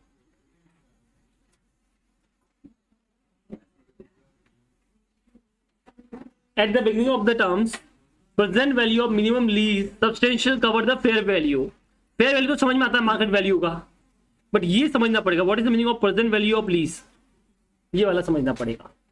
प्रेजेंट वैल्यू ऑफ लीज का मतलब होता है जो लेसी लेसर को लीज टर्म में पे करने का प्रॉमिस करता है। क्या बोला, समझ में आया? जो लेसी लेसर को क्या करता है? प्रॉमिस करता है कि मैं तुझे लीज टर्म में इतना दे दूंगा। अब उसमें क्या क्या चीज वो प्रॉमिस कर सकता है वो सुनो। एक तो लीज रेंट, क्या पे करने की बात करता है? बराबर। जैसे मान लो मैंने एक कार ली है लीज पे, तो मैं उसको तो रेंट पे करूंगा। प्लस एक और चीज मैं उसको बोल सकता हूँ, क्या बोल सकता हूँ? कि अगर तुझे सही जमे तो लास्ट में कार तो मुझे बेच सकता है, तो मुझे बेच सकता है, और मैं इसका इतना पैसा दे दूंगा। उससे बोलते हैं गारंटीड रेसिडुअल वैल्यू। क्या बोलते हैं उसको? रेसिडुअल वैल्यू का मतलब होता है स्क्रैप वैल्यू, बराबर ना। और रेसिडुअल वैल्यू का मतलब क्या होता है? Scrap value. At the end of the lease term जो भी इसका वैल्यू का, वो स्क्रैप वैल्यू बोलते हैं उसको। अब उसमें से जो लेसी ने गारंटी दिया है उसका बोलते हैं guaranteed residual value. Guaranteed residual value, GRV, guaranteed residual value. Guaranteed residual value का मतलब है ऐसा अमाउंट जो लेसी ने गारंटी दी है कि लीज टर्म खत्म होते उस असर का मैं तुमको दे दूंगा, अगर तुम चाहे तो मुझे बेच सकते हो। फॉर एग्जाम्पल, ये फोन मुझे इसको चाहिए, विश्वजीत को चाहिए रेंट पे, तो मैंने इसको रेंट पे दे दिया 6 महीने के लिए। कितने महीने के लिए? जिसमें ये मुझे 5-5 हज़ार की EMI देगा, तो टोटल में 30,000 रुपए का तो EMI दे देगा। तो ये तो लीज रेंट हो गया। इसके बाद इसने क्या बोला है? सर देखो 6 महीने बाद हो सकता है कि आपका मन इस फोन पे ना रहे। क्या बोला, समझ में आया? क्या हो सकता है आपने जो नया फोन लेगा आपको इच्छा वही चलानी होगी, बराबर है। तो एक काम करना, अगर आपको सही लगेगा तो 6 महीने बाद मैं ये फोन ले लूंगा और इसका आपको 8,000 रुपए दे दूंगा। कितने दे दूंगा? अब ये 8,000 रुपए की इसने मुझे गारंटी दी है, इसी को बोलते हैं गारंटीड रेसिडुअल वैल्यू। तो मुझे इससे कितना टोटल पैसा आएगा? 5-5 जाके 6 EMI 30,000 रुपए तो वो, और 8,000 रुपए एक्स्ट्रा आएगा, तो कितना पैसा आएगा? 38,000। इसी को बोलते हैं MLP, मिनिमम लीज पेमेंट। और इन सब की आज की वैल्यू निकालूंगा क्योंकि ये पैसा फ्यूचर में मिलने वाला है, इन सब की आज की वैल्यू निकालूंगा तो उसे बोलते हैं PV of MLP, present value of minimum lease payment. Mishra ji समझ में आया क्या बोला मैंने? मिनिमम लीज पेमेंट, ठीक है। मिनिमम लीज पेमेंट मतलब होता है ऐसा पेमेंट मिनिमम जो लेसी ने डिसाइड किया है आपको देने का। अब इसने क्या क्या देखा? एक तो रेंट देखा, और एक गारंटीड दी है तो गारंटीड रेसिडुअल वैल्यू भी मांग के चलते, दी है तो नहीं दी तो वो जरूरी नहीं देना, ओके। बट हम उसका आज का वैल्यू निकालेंगे, मतलब डिस्काउंटिंग करेंगे, तो उसे बोलते हैं प्रेजेंट वैल्यू। तो present value of minimum lease payment. अच्छा, ये गारंटी हो सकता है मुझे लेसी दे, या लेसी का कोई रिलेटिव दे, या लेसी के बिहाफ पे कोई थर्ड पर्सन देते, वो भी चलेगा। क्या बोला, समझ में आया? जैसे स्वरा मुझे बोलते कि यार सर दे देना, मैं पैसे दे दूंगी 8,000, तो क्या बड़ी बात है? बराबर ना, इस गरीब के पास नहीं हुई तो मैं दे दूंगी, आपकी चिंता करते हो, आप चिंता मत करो। तो ये उसने, तो मुझे फर्क नहीं पड़ता कौन गारंटी दे रहा है, मतलब इसके बिहाफ पे ये दे रहा है या कोई और दे रहा है, कोई फर्क पड़ने वाला। तुम्हारी फीस बाकी है, तुम दे दो तो भी चलेगा, तुम्हारे बिहाफ पे तुम्हारे अंकल चाचा नाना काका कोई दे दे तो भी चलेगा। क्या बोला, समझ में आया? हमको तो फीस से मतलब है। हाँ कि ना? तो चाहे वो गारंटी लेसी दे रहा है या उसके बिहाफ पे कोई और दे रहा है, कोई फर्क पड़ने वाला, दोनों लेंगे। बट इसमें कुछ चीजों को मत लेना। किसको नहीं लेना है? कंटिंजेंट रेंट को नहीं लेंगे, मतलब इसके अंदर एक्सक्लूडिंग द कंटिंजेंट रेंट। अब ये कंटिंजेंट रेंट क्या होता है? फिक्स। कैसे एग्जांपल दे सकता कोई? जैसे आपने रेंट डिसाइड कर लिया प्रोडक्शन के ऊपर, अब भाई प्रोडक्शन वाला रेंट तो फिक्स नहीं है ना, ज्यादा प्रोडक्शन ज्यादा होगा, कम होगा तो कम होगा। या सेल्स के ऊपर, मान लो इतना सेल्स होगा तो उसका पर्सन आपको इतना एक्स्ट्रा देना पड़ेगा। अब वो सेल गारंटी तो ये तो फिक्स ही नहीं है, तो हम पहले से उसको ले सकते नहीं है, तो कंटीजेंट रेंट को मत लेना। इसके अलावा मान लो कोई मेंटेनेंस चार्जेस है, कोई सर्विस चार्जेस है, तो उसको भी लेना नहीं है, इनको अपन नहीं लेंगे। चलिए, तो मैंने मिनिमम लीज पेमेंट बोल दिया। तो एमएलपी शॉर्ट फॉर्म है मिनिमम लीज पेमेंट का, ठीक है, एमएलपी बोलते हैं इसको शॉर्ट में, एमएलपी।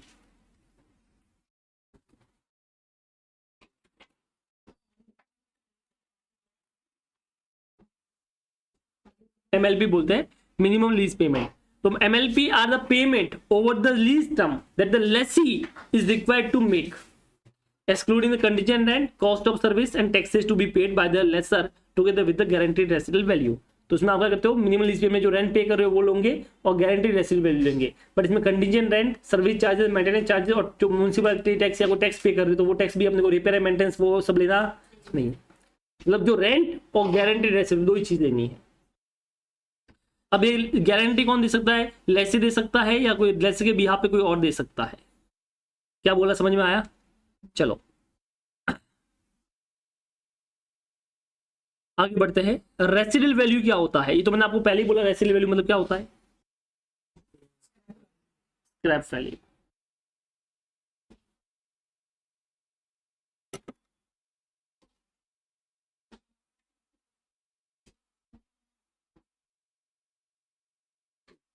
रेसिडुअल वैल्यू का मतलब क्या होता है बेटा? Scrap value. ठीक है, स्क्रैप वैल्यू मतलब eight the end of the जो भी होगा उसका कितना वैल्यू मिलेगा उसे बोलते हैं स्क्रैप वैल्यू। ठीक है। अनगारंटीड रेसिडुअल वैल्यू क्या होगा? कि जो टोटल स्क्रैप वैल्यू उसमें से जितना लेसी ने गारंटी दी है वो तो गारंटीड हो गया, तो जो गारंटी नहीं दिया है वो क्या हो गया? जैसे मान लो एक फोन का मुझे पता है कि मैं OLX पे बेचे तो 10,000 मिलेगा, बट मुझे विश्वजीत ने 8,000 ही बोला है, वो भी होशियार है ना, तो 8 ही बोला है। तो मुझे बताओ मेरे लिए अनगारंटी वैल्यू कितना हो गया? 2,000। क्या बोला, समझ में आया? चलो अब मुझे बताइए, अगर मैं लेसी का व्यू देख रहा हूँ, उसका व्यू देख रहा हूँ, तो उसके लिए पेमेंट कितना हो गया? 6,000 इंटू 5,000 का, ये 6 महीने इंटू 5,000 30,000 प्लस 8,000 38,000। बट अगर मैं मेरा व्यू देख रहा हूँ तो मुझे बताइए मैं लॉजिकली 8,000 लूंगा कि 10,000 लूंगा? या तो इससे ये नहीं लेगा तो स्क्रैप में बेच देंगे, 10 लेंगे। तो जब मेरा व्यू होगा तो कितना लूंगा? 40,000। मतलब मेरे लिए गारंटी प्लस अनगारंटी दोनों आएगा। ठीक, चलो उसके बाद एमएलपी फॉर लेसी यानी lease rent plus guaranteed residual value. अब कभी कभी हमको ग्रॉस इन्वेस्टमेंट निकालना पड़ता है। क्या निकालना पड़ता है? ग्रॉस इन्वेस्टमेंट का मतलब ये होता है कि जो लेसर के हाथ में पैसा आएगा इस लीज टर्म से, तो इसमें एक तो ये वाला अगर लीज रेंट आएगा, एक गारंटीड आएगा, एक अनगारंटी भी आएगा। गारंटी प्लस अनगारंटी को क्या बोलते हैं? Scrap value. क्या बोलते हैं उसको? तो मैं ऐसा ही बोल सकता हूँ, एक तो लीज रेंट आएगा, एक स्क्रैप वैल्यू आएगा। इसी को तोड़ के वापस ऐसा बोल सकता है, लीज रेंट आएगा प्लस गारंटी आएगा प्लस अनगारंटी आएगा। क्या बोला, समझ में आया? नहीं समझा? देखो मुझे बताओ, अगर मेरा व्यू मैं देख रहा हूं इसके लिए मेरे पास कौन कौन सा पैसा आएगा? एक तो रेंट आएगा, तो 6 महीना इंटू 5,000 ये रेंट हो गया। इसमें गारंटी ऐड कर लो 8,000, तो ये हो गया एमएलपी ऑफ लेसी। ये इसका व्यू है। अब इसी के व्यू में अगर मैं 2,000 एक्स्ट्रा ऐड कर लूं जो गारंटी नहीं दी थी, अनगारंटी आ गया। क्या बोला, समझ में आया? या मैं ऐसा भी बोल सकता हूँ 30,000 प्लस 10,000 ले लो। 10,000 क्या था? Scrap value. तो स्क्रैप वैल्यू का मतलब भी होता है guarantee plus unguaranteed is equal to scrap value. समझा है? गारंटी प्लस अनगारंटी क्या होता है? 8,000 इसने गारंटी दिया, 2,000 गारंटी नहीं दिया, तो मेरे लिए स्क्रैप वैल्यू कितना हो गया? 10। तो अगर मेरा व्यू देखना है तो मुझे कितना वैल्यू लेना पड़ेगा? 10, क्योंकि मैं इसको थोड़ी बेचा, कहीं और इसको बेच के मैं पैसा कमा लेगा, मुझे क्या पड़ी है? कौन सा रिश्ता निभाना हम? क्या बोला, समझ में आया?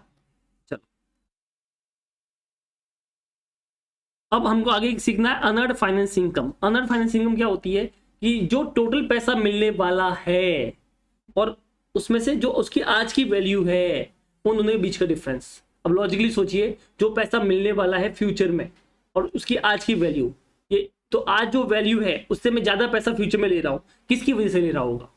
Time value of money, goodwill नहीं रे बेटा, time value of money.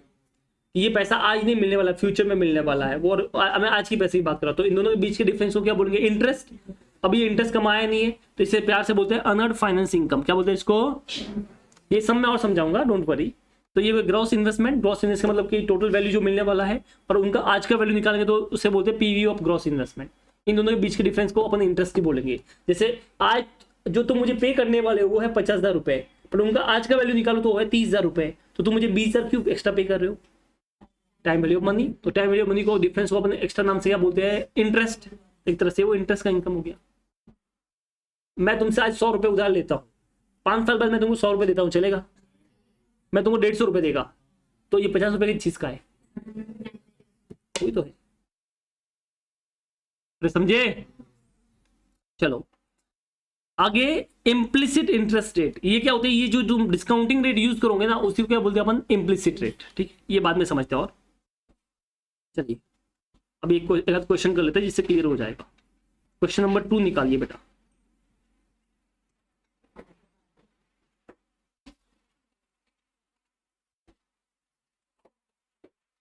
Question number 2 करें शुरू। Annual lease rent is 40,000. At the end of the each year, lease period is 5 year. तो आप हर साल के एंड में 40,000 रुपए देते हो। 5 साल की तुम्हारी लीज पीरियड है, उसमें से guaranteed residual value at the and में स्क्रैप वैल्यू में से कितनी गारंटी दी है? 14,000। अगर तुम उस चीज को आज लेते हो तो उसकी मार्केट वैल्यू कितनी है बेटा? 1.5 लाख। अब जो महंगाई बढ़ रही है, जो डिस्काउंटिंग फैक्टर तुम यूज कर रहे हो वो है 12.6 और इसका वैल्यू देखा है 0.89। 1 साल बाद का वैल्यू, 2 साल बाद इतना, 3 साल बाद इतना, 4 साल बाद इतना, 5 साल बाद इतना। आपको एंट्री पास करनी है, एंट्री बाद में दिखते हैं, पहले पीवी ऑफ एमएलपी निकालते हैं। चलो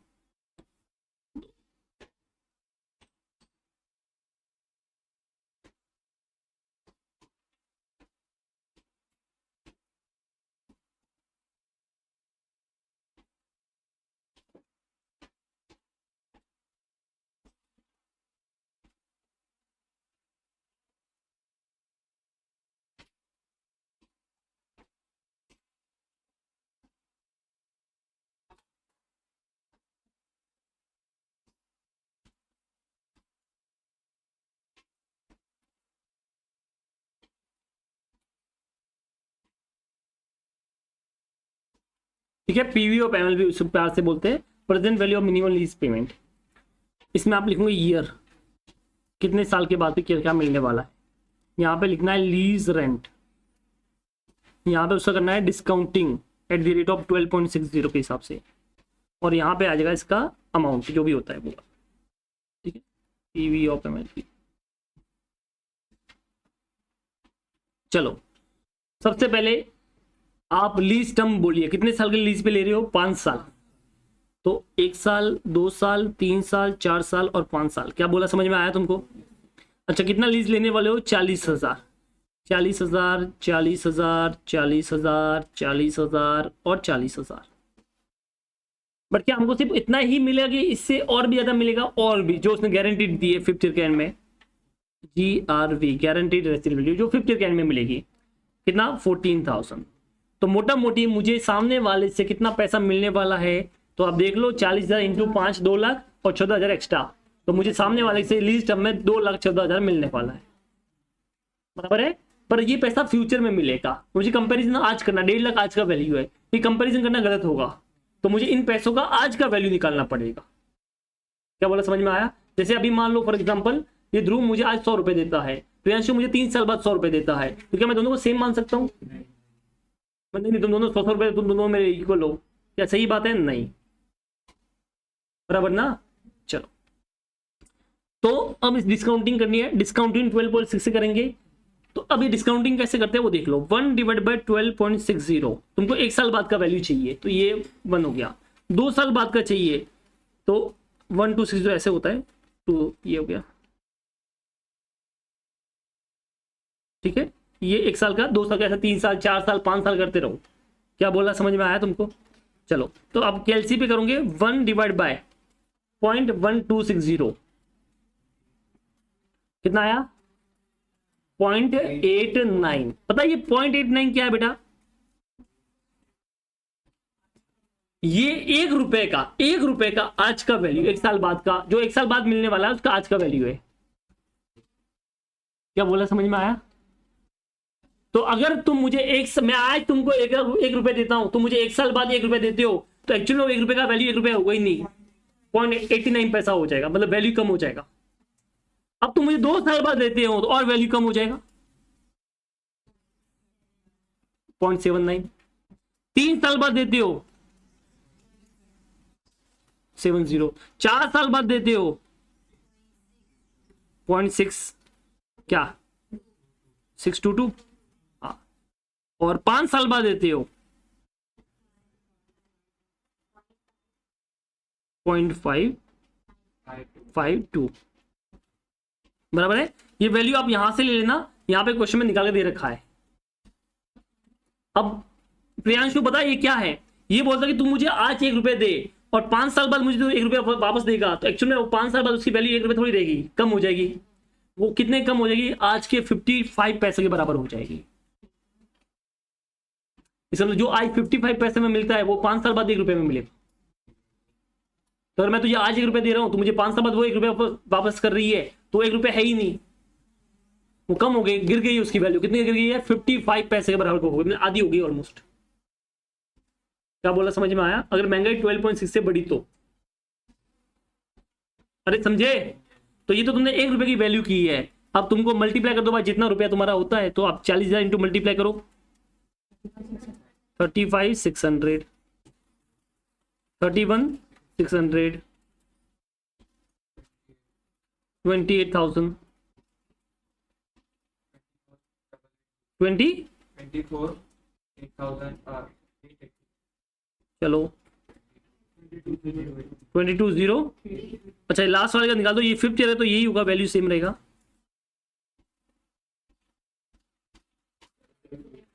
7,728। अब टोटल मार दो,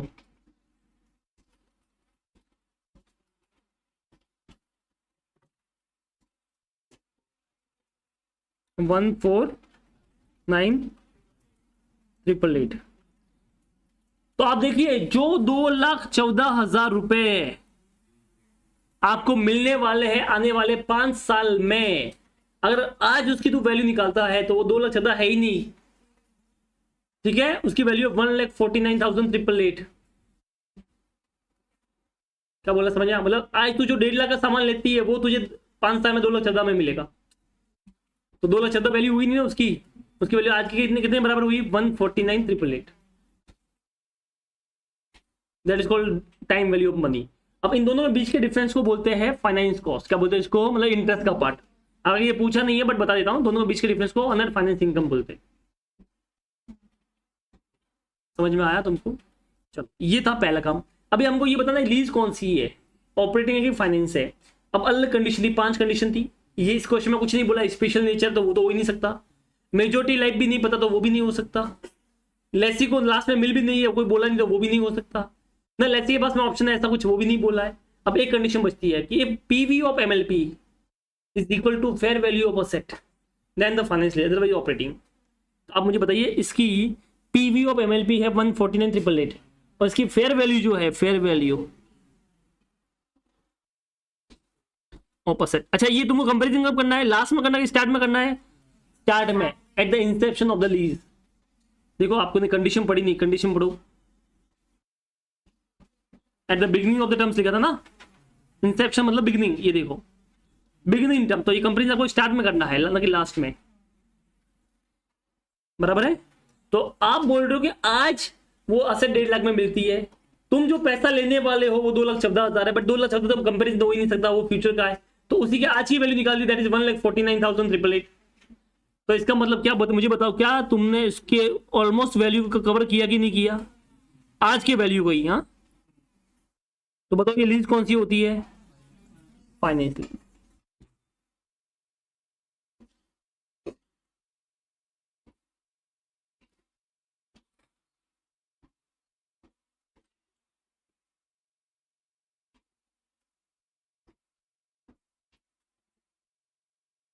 ठीक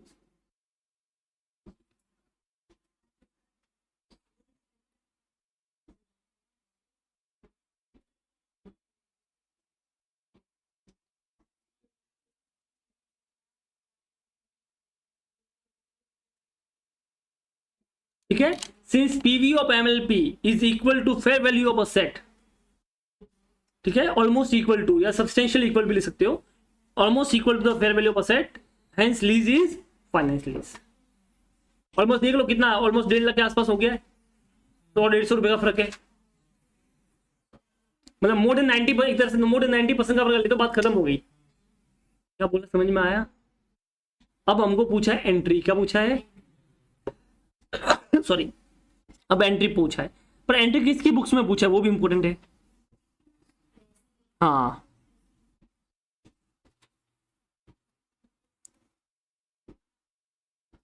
in the books of Lesi. वैसे तो लेसी ने लीज पे लिया, रेंट पे लिया है, तो उसकी बुक्स में असर आनी नहीं चाहिए थी, पर क्योंकि ये एएस बोलता है कि तुमने नाला पनाई की है, ये सब किया है, इसके लिए तो हम तुमको असर दिखाना पड़ेगा। तो अब ये भाई साहब को जो बचने की कोशिश की थी वो नहीं कल चलेगा काम, इसको असर दिखाना पड़ेगा। तो ये असेट अकाउंट डेबिट करेगा, लीज असेट, इसको बोलेगा lease asset account debit. To, ये पैसा दिया नहीं है, देने वाला है, किसको देने वाला है, लेसर को, तो टू लेसर आ जाएगा। ठीक है, लेसर इज द लायबिलिटी इसके लिए, तो एक असेट आ गया, एक लायबिलिटी आ गया। अब अमाउंट कितना लिखना है वो समझना। अपना एएस बोलता है कि आपको अमाउंट में क्या करना है, पीवी ऑफ एमएलपी और fair value of asset which ever is lower को लिखना है। अब ऐसा क्यों, वो बात करते हैं, बट एक बार लिख देता हूं, which ever is lower, that is 149,888। अब कैसा क्यों है वो समझो। इसमें दो वैल्यू आई है, पहला आया पीवी ऑफ एमएलपी, दूसरा आया है फेयर वैल्यू। लोअर क्यों है, पीवी ऑफ एमएल का मतलब है जो पैसा आप उसको पे करने वाले हो उसका आज का वैल्यू, और एक है मार्केट वैल्यू। अब मुझे बताओ, अगर तुमने मार्केट में किसी फोन का प्राइस है 50,000 रुपए और तुम सालों 40,000 पे कर रहे हो, तो तुम जो एंट्री पास करोगे कितने से करोगे, तो इसके लिए ये तो कम हो गया। अब दूसरा, अगर मान लो पीवी ऑफ एमएलपी ज्यादा हो गया, तुम ज्यादा पे करने वाले हो, बट मार्केट में उसका वैल्यू कम है, तो अगर तुमने ज्यादा वाला अलाउड कर लिया तो कल उठ के उसका वैल्यू मैनिपुलेट भी तो हो सकता है। मान लो असेट है 100 रुपए की, तुमने जान मुझे लीज 100 करोड़ दिखा दिया और तुमने फिर 100 करोड़ में दिखा दिया, तो तुम पे तो 100 करोड़ कर रहे हो, तो क्या उसका असेट की वैल्यू 100 करोड़ हो जाएगी क्या? तो ये बोलता है कि ओवर स्टेट नहीं होनी चाहिए असेट, क्या नहीं होनी चाहिए, इसके लिए विचेवी लोअर दिखाएंगे। तो हम करेंगे इसमें विचेवी लोअर दिखाएंगे। बोलो समझा? ये हो गया तुम्हारा असेट का, बस एक ही एंट्री पूछा है असेट रिकॉर्ड करने का। इसके बाद भी इसमें एंट्री होता है, वो बाद में समझेंगे, अभी के लिए इतना काफी हो गया कि आप असेट रिकॉर्ड कर दो, asset account debit to lessor. तो ये सेम हो गया, जो आपने मान लो खरीदी होती तो ये एंट्री पास होती, असेट अकाउंट डेबिट टू जिससे आपने खरीदी उधारी पे, उसका नाम या लोन जो भी होता, लोन भी लायबिलिटी होता है, ये भी लायबिलिटी है। अरे समझे? ये था तुम्हारा क्वेश्चन नंबर 2, कॉपी कर लो। चलो ये इलस्ट्रेशन 1 है फ्रॉम आईसीआई मॉड्यूल, ये आपको अभी सॉल्व करना है। ठीक है, करो, हो जाओ शुरू। चलो रेफरेंस दे देना, इलस्ट्रेशन 1 फ्रॉम आईसीआई मॉड्यूल, और हो जाओ शुरू करो। क्या आंसर आ रहा है तुम्हारा? ठीक है, हाँ देखो 6,25,000, 6,25,000, 6,25,000 बराबर है।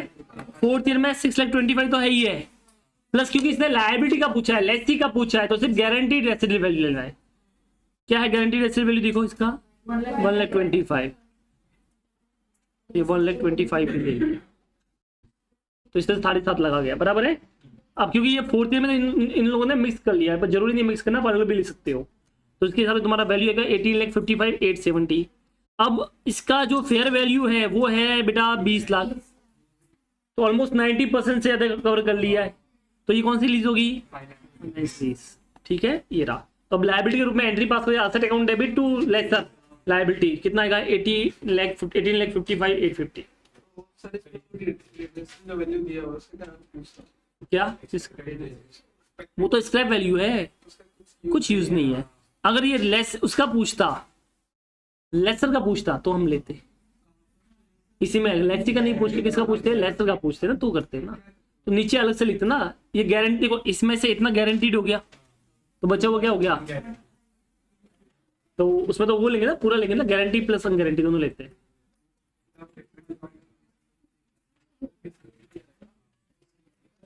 ये नोट भी लिख दो आप लोग, एक मिनट नोट लिख दो,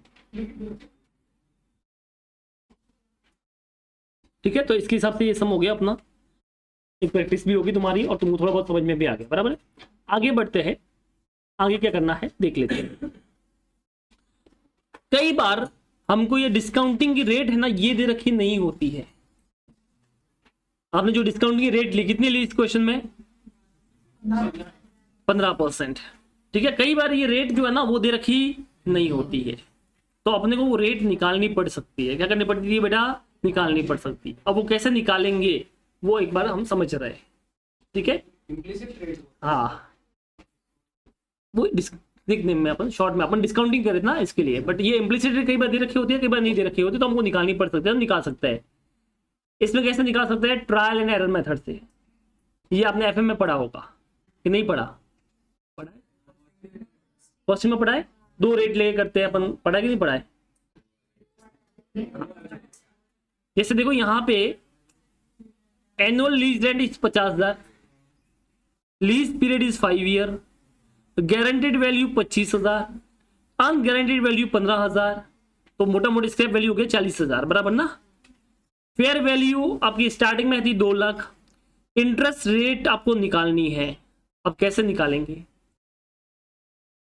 ठीक है, एग्जाम में इतना क्वेश्चन दे रखा होगा, बोलेगा calculate the interest rate implicit on the lease. तो कैसे निकालेंगे? तो सबसे सिंपल है ट्रायल एंड एरर मेथड। उसमें कहते हैं हम एक रेट लेते हैं, कोई भी रेट ले सकते हो तुम, 8%, 7%, 10%, 12%, कोई भी रेट ले सकते हो मंथ का, बट आगे कैलकुलेशन तुमको ही करना है, तो ध्यान रखना। अच्छी बात है हमको एग्जाम में 2 रेट का डिस्काउंटिंग दे रखा हुआ था, हम वही लेंगे, पर आप कोई भी रेट ले सकते हो। सपोज करना हम लेते हैं यहाँ पे 10%, क्या लेते हैं? ठीक है, आप 8% भी ले सकते हो, डोंट वरी। तो अब मान लो मैं 10% लेता हूँ, तो मैं पहले 10% से इसका पूरा डिस्काउंटिंग की वैल्यू निकालूंगा। तो मैंने 10% से क्या किया? इसका डिस्काउंटिंग किया। कैसे करेंगे? पहले 50 लीज रेंट, फिर 50, फिर 50, फिर 50, फिर 50। अब इसमें गारंटी भी लेना और अनगारंटी भी लेना है, क्योंकि ये आप लेसर के बीच निकालते हो, तो गारंटी भी लेंगे, अनगारंटी भी लेंगे। अब इसमें आपने डिस्काउंटिंग 10% से की, तो ये सब आ गया आंसर तुम्हारा। इसको मल्टीप्लाई की तो ये आंसर आ गया, और तुमको एक आंसर मिल गया 2,14,340। ये तुम्हारा आंसर आ गया। ये तो जो अभी सम किया वैसे ही हो गया एग्जैक्ट। यहां तक समझ में आया? तो तुमने 10% का रेट लेके 2,14,340 लेके आ गए। इम्प्लिसिट रेट वो होती है जहां पे तुम्हारी वैल्यू फेयर वैल्यू के इक्वल होती है ऑलमोस्ट। तो अपने को 2 लाख तक आंसर लेके आना था, बट हम जो 10% रेट लिए, इससे अपना आंसर 2,14,340 आया। तो इसका मतलब मुझे रेट बढ़ानी पड़ेगी, क्योंकि जैसे रेट बढ़ेगा ये कम होगा, और ये कम होगा तो ये भी कम होगा, और ये हमको कम करना है। तो हम 10 के बदले 11 ले सकते हैं, 12 ले सकते हैं, 13 ले सकते हैं, 14 ले सकते हैं, बट ऐसी रेट लेनी जिससे ये आंसर इससे 2 लाख से ज्यादा आएगा, कम आएगा, ऐसी रेट लेनी है। तो हम कोई भी रेट ले सकते हैं। तो मैं बोलता हूँ कि काम करें, थोड़ा डिफरेंस रखते हैं, 14 या 15% ले लेते हैं। अज्यूम करते हैं 14% ली। कौन सी रेट ली? तो मैं 14% से रेट लेता है। तो सेम क्वेश्चन को मैं वापस 14% से सॉल्व करेगा। 50, 50, 50, 50, 50, 25, 15, ये 14% से कर लिया। ये आंसर बताओ कितना आया? 1,93,000। इसका मतलब मेरा जो रियल रेट होगा वो 10 और 14 के बीच में हो। मतलब आपको एक रेट तो लेनी है जो 2 लाख से ज्यादा होगी, और एक रेट लेनी जो 2 लाख से कम होगी। अब ये तुम 20% भी ले सकते हो, मुझे प्रॉब्लम नहीं है, कैलकुलेशन तुमको करना है। क्या बोला, समझ में आया? तो तुमको क्या करना है? एक रेट लेनी जो 10% ज्यादा होगी, एक रेट लेनी जो 10% कम होगी, ठीक है। सॉरी 10 क्या, एक ऐसी रेट लेनी जिसमें आंसर 2 लाख से कम आएगा, और एक ऐसी रेट लेनी जिसमें 2 लाख से ज्यादा आएगा। अरे बराबर है। अगर तुम 15 लेते तो भी 2 लाख से कम ही होता, तो वो भी चलती। 16 लेते तो भी कम ही आता, तो चलती, कोई भी ले सकते हो आप। तो मैंने यहाँ पे ले ली 10 और 14, जिससे मेरा आंसर आया है 2,14,000 से ज्यादा, 2 लाख से ज्यादा, और एक में आया 2 लाख से कम। इसका मतलब जो मेरी मेन रेट होगी वो इन दोनों के बीच की होनी चाहिए। यहां तक समझ में आया? ठीक है। अब तुमको एक फॉर्मूला यूज करना है। क्या यूज करना है? एक फॉर्मूला। वो फॉर्मूला से आप आराम से लिख के आ सकते हो। पढ़ा तुमने? हाँ, क्या है तो बोल। तो वही तो मैं बोला एफएम में पढ़ा होगा। अब फॉर्मूला तुमको याद रहेगा नहीं, बराबर? मुझे पता है तुमको फॉर्मूला याद नहीं रहेगा, इसलिए मैं फॉर्मूला याद भी नहीं कराऊंगा। हम तुमको लॉजिक बताएंगे। क्या बताएंगे? हाँ, पहले फॉर्मूला देख लो। Formula is this.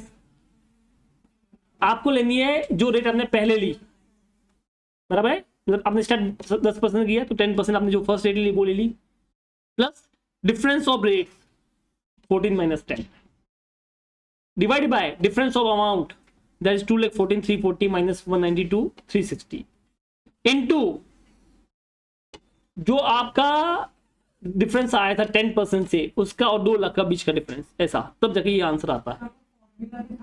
हाँ हाँ पता है मुझे, तो मैं दूसरे बता रहा हूँ, ठीक है। चलो तो एक बार इसको सॉल्व कर लेते हैं, ठीक है, पहले सॉल्व करते हैं फिर आपको समझाता हूँ पूरा क्या हुआ।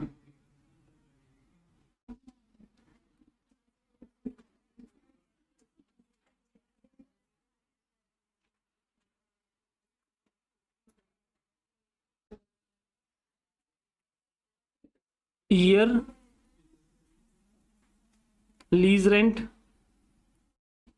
डिस्काउंटिंग एट 10%, ठीक है, ये अमाउंट आ जाएगा। फिर सेम डिस्काउंटिंग एट 12%, फिर ये अमाउंट आ जाएगा। तो हम एक साथ ही कर रहे हैं, ठीक है।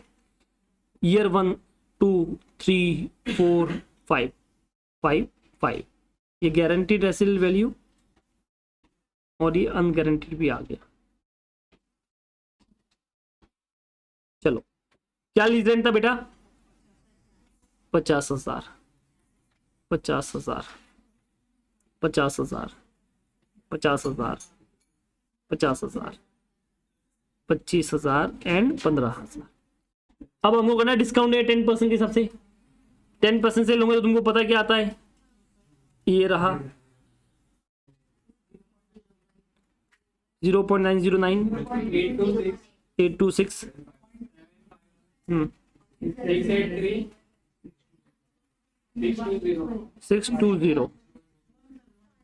621।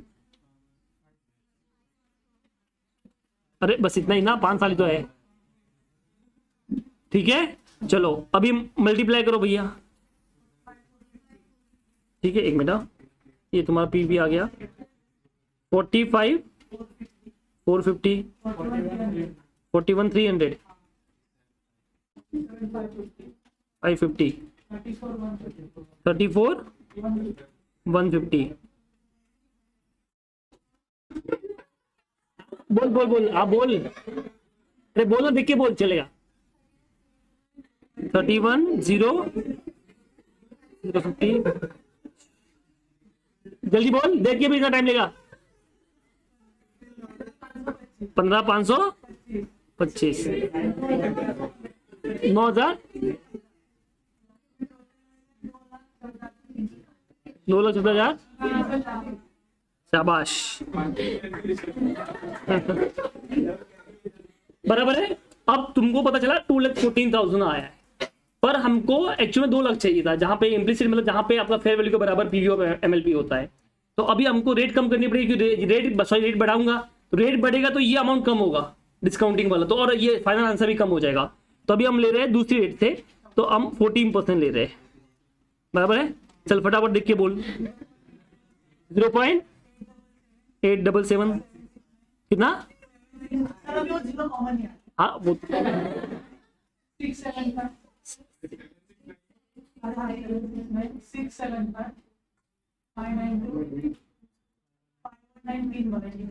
519। चलो अब इसका पीवी निकालो, 43,850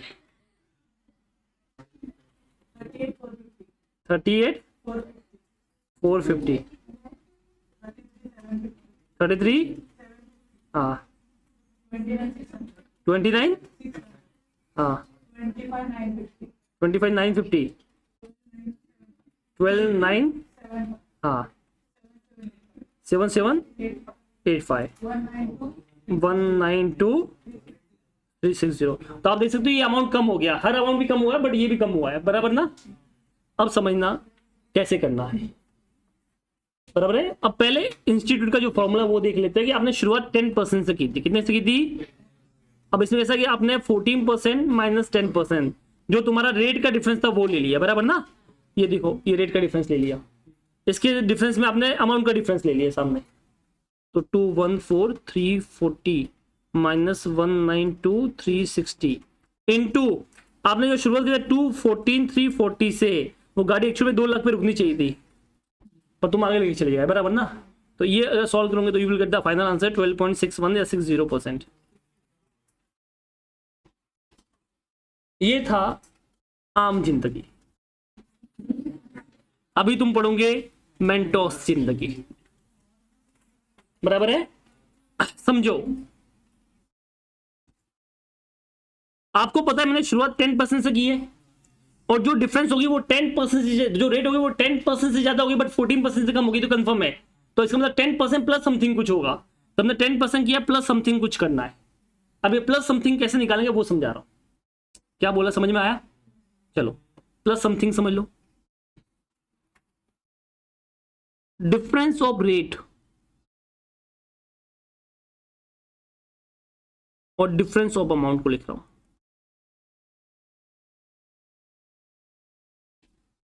डिफरेंस ऑफ रेट क्या है? 10 और 14 का डिफरेंस कितना होता है? 4%, ये 4%। इस 4% का डिफरेंस निकालने में मुझे जो अमाउंट का डिफरेंस मिला है वो कितना मिला है? तो आप देखिए 214,340 माइनस 192,360 29,80। अब मुझे बताइए, क्या आपको 21980 का डिफरेंस चाहिए था, कि तुमको डिफरेंस जो चाहिए था वो सिर्फ 2,14,340 में सिर्फ 2 लाख माइनस करना था ना? तो तुमको एक्चुअली में सिर्फ 14,340 कम करना था। तो आपको कम करना था 14,340, उसके लिए कितना रेट कम करना चाहिए था? Cross multiplication.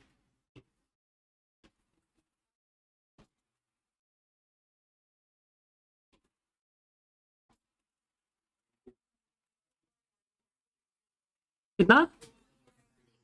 2.60%। तो ये 2.60% अगर आप इसमें ऐड करते हो तो exact you will get the 12.60%। मतलब इतने डिफरेंस अमाउंट के लिए इतना रेट था, तो मुझे इतना डिफरेंस नहीं चाहिए था, मुझे सिर्फ इतना डिफरेंस चाहिए था, उसके लिए कितना रेट होता? क्या बोला, आपको समझ में आया? मेरी गाड़ी 10 से 14% पे चली तो उसमें इतना डिफरेंस आया। 10 से 14% पे जाना ही नहीं था, मुझे डिफरेंस यहां से यहां पे गाड़ी 2 लाख पे रोक देनी चाहिए थी, तो उसके लिए कितना चाहिए था? क्या बोला, समझ में आया? गाड़ी 10 से शुरू हुई है, 14 पे गई है, उसके लिए डिफरेंस इतना बड़ा हो गया। मुझे डिफरेंस वहां तो जाना ही था, मेरी गाड़ी बीच में 2 लाख पे रुकनी चाहिए थी, तो 2 लाख के लिए कितना चाहिए था? वही डिफरेंस वहां पे आ जाएगा सामने सामने। क्या बोला, समझ में आया? 10% हमने बेस रेट ले ली कि 10% शुरू किया था, अब प्लस कुछ ना कुछ समथिंग है, तो मैंने 4% बढ़ाने पे, ये समझो 4% बढ़ाने पे, 4% इंक्रीज करने पे इतना अमाउंट इंक्रीज होता है। तो अगर मुझे सिर्फ इतना अमाउंट इंक्रीज करना था तो उसके लिए कितनी रेट चाहिए थी, कितनी रेट इंक्रीज करनी थी? अरे समझे? तो इस तरह से हमने ये रेट निकाली 12.60। अब ये 12.60 रेट है ना, this is your main rate, जिससे डिस्काउंटिंग करने पे तुम्हारा जो हाँ जो है पीवी ऑफ एमएलपी जो है वो फेयर वैल्यू के बराबर हो जाए। That is called implicit rate of return, short में IRR।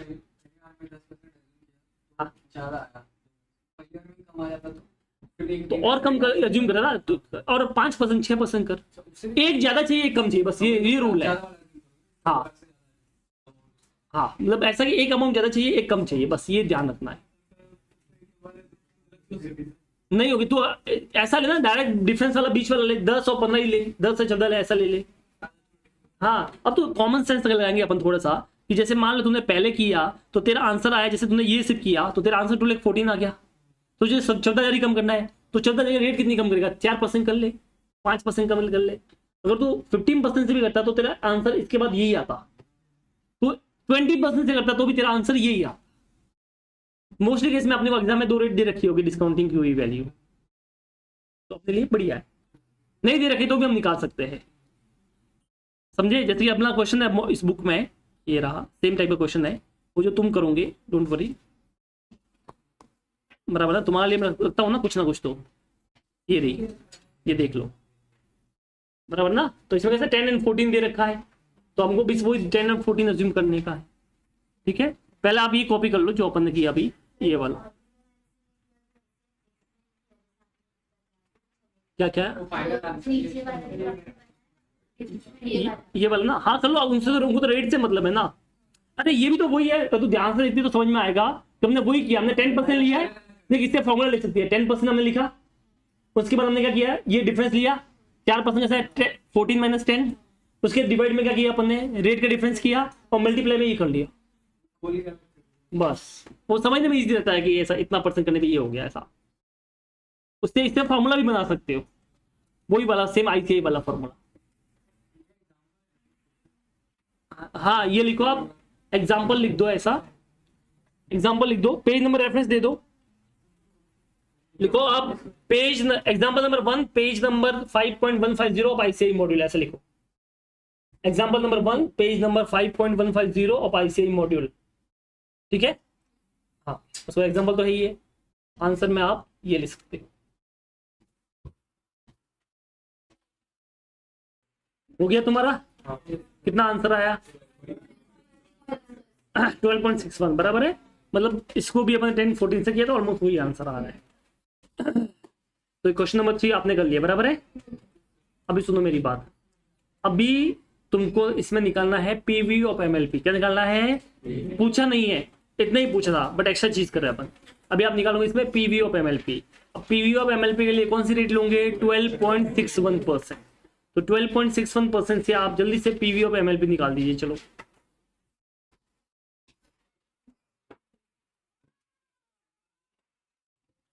ठीक है, ये देखो इसका आंसर जो आपने अभी किया था 12.61 आया ना, तो एक बार देख लो, चेक कर लो, इसका नहीं आया।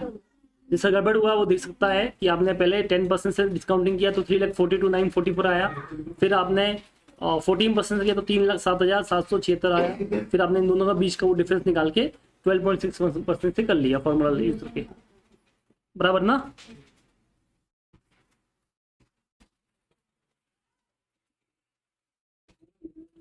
तो इसका आंसर आ गया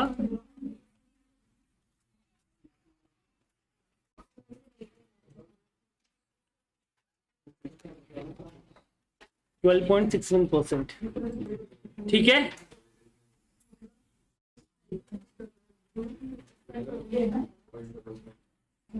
ओके। तो आपने इसका आंसर निकाल दिया, 12.61% निकाल दिया, बराबर है। उसके बाद आपने पीवी ऑफ एमएलपी भी निकाल दिया, वो एक्स्ट्रा में काम किया अपन ने। अभी क्या होता है कि मैंने आपको बोला कि जो ग्रॉस इन्वेस्टमेंट होता है और नेट इन्वेस्टमेंट होता है, इन दोनों के बीच के डिफरेंस को नेट फाइनेंस इनकम बोलते हैं। अब उसमें कितना इंटरेस्ट वाला पार्ट है वो निकालना सीखना है। उसके लिए एक एग्जाम्पल हम कर रहे हैं, ठीक है। आप लिखोगे एग्जाम्पल, पहले हेडिंग डाल दो, हेडिंग डालिए finance charge in lease payment, finance charge in lease payment, finance charge in lease payment, बराबर है। ये हेडिंग हो गया कि फाइनेंस चार्ज यानी इंटरेस्ट वाला पार्ट लीज पेमेंट में, लीज में कितना इंटरेस्ट वाला पार्ट होता है वो अपन देख रहे हैं, ठीक है। हेडिंग एक और नीचे लिख दो, उसके नीचे लिख दो हाउ टू कैलकुलेट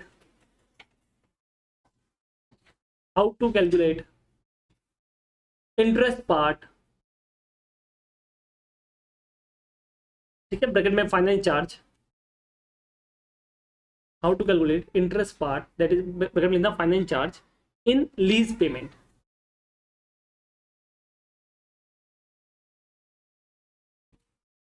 ठीक है।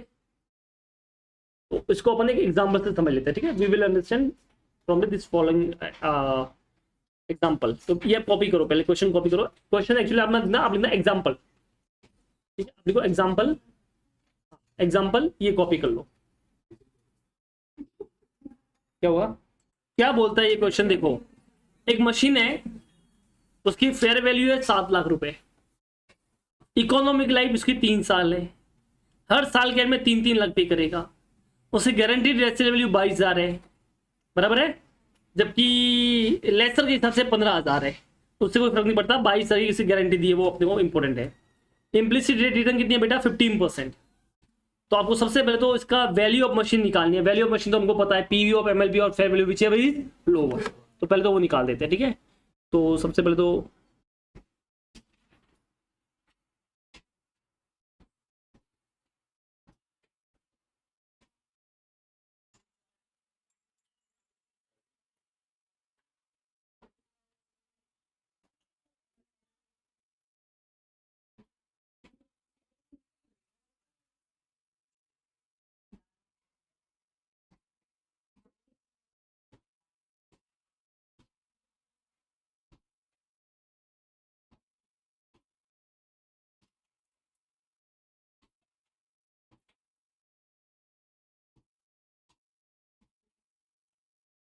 कितना था इसका? 25 की 22? 22 है ना? 22,500 की 22 था? सिर्फ 22 था ना? अब discounting at the rate of क्या रेट थी? 15%। चलो अमाउंट बोलो फटाफट। 865 869 हाँ 0.756 756 657 657 657। ठीक है, पीवी बता दो, करो मल्टीप्लाई। कितना? 26,000। ये 26,000 कैसे होगा? वो लाइक 62 67 ये वाला। हाँ 2,26,800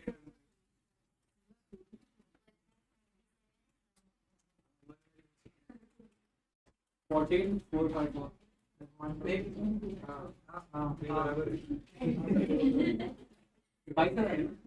हाँ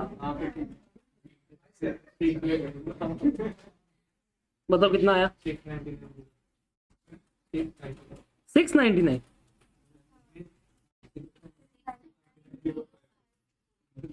5 4 ये वाला।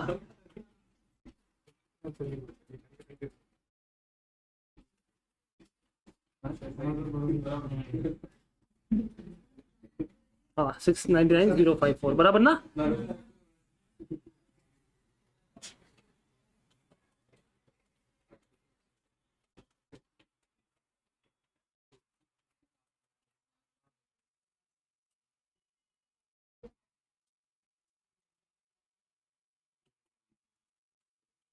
बराबर ना? चलो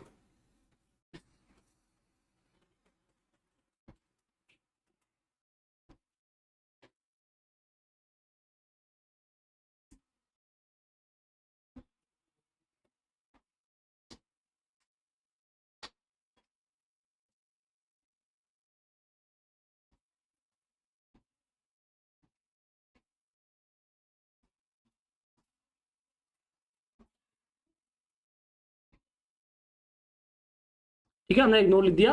since PV of MLP is almost equal to the fair value of asset hence lease is the finance lease. अब इसको एंट्री पास करेगा लेसर की लेसी। लेसी पहले एक बात करते हैं, तो in the books of Lesi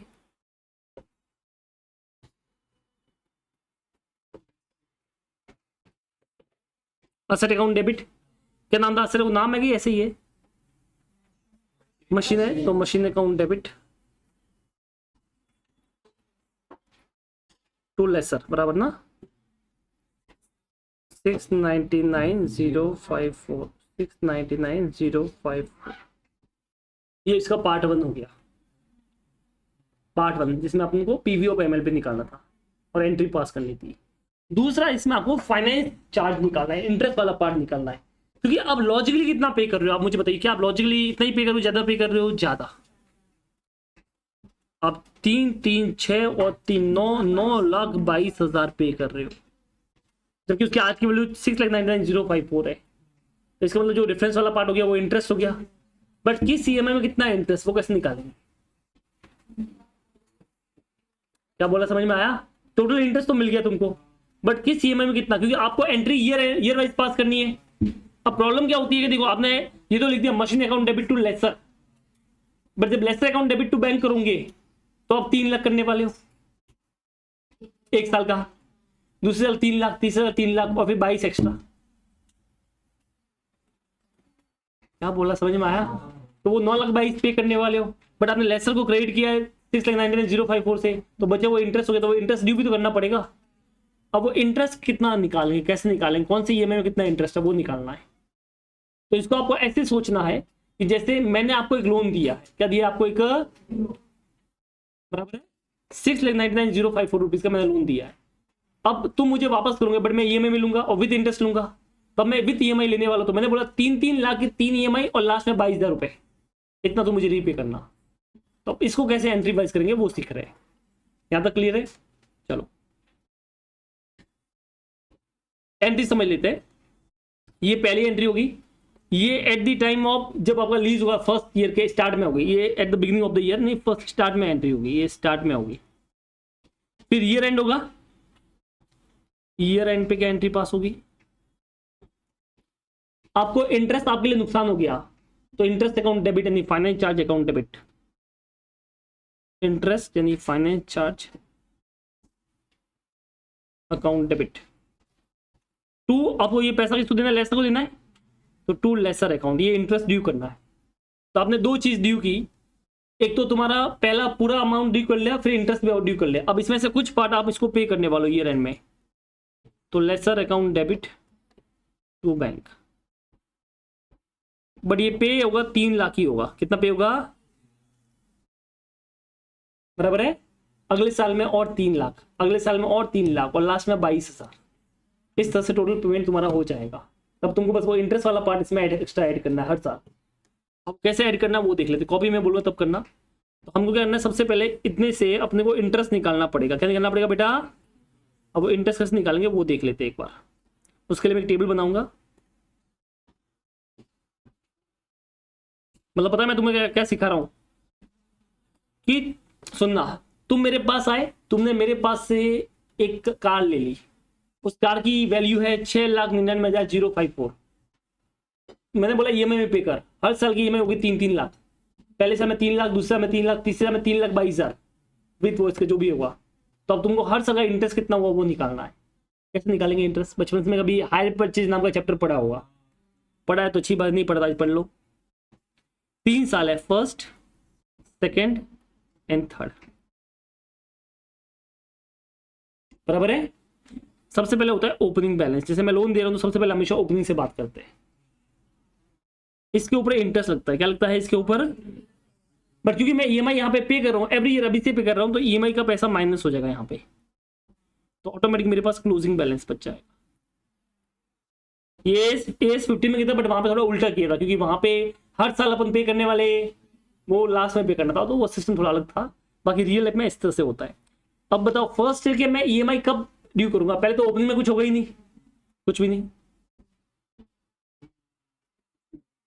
कुछ नहीं होगा ना, ओपनिंग कुछ होगा ही नहीं, तो इसके ऊपर इंटरेस्ट भी कुछ नहीं होगा।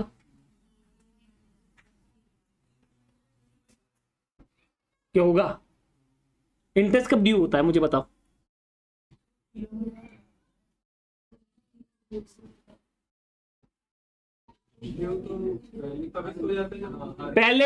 पहले साल से हो जाएगा। अब आपने ये लोन जैसे लिया है, तो ये लोन कब लिया आपने, शुरू में लिया कि एंड में लिया है, शुरू में लिया है, तो इंटरेस्ट भी तो आना चाहिए ना एंड में।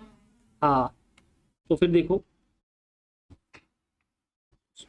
तो ऐसा करते हैं, इसका एक और कॉलम बना देते हैं, डाउन पेमेंट टाइप का बना देते हैं। ठीक है, तो ऐसा मैं करता हूँ, पहले 0, फिर फर्स्ट ईयर, फिर सेकेंड ईयर, फिर थर्ड ईयर, बराबर है। 0 में ओपनिंग में कुछ नहीं था, इंटरेस्ट भी कुछ नहीं होगा, ईएमआई भी कुछ पे नहीं की, पे की है,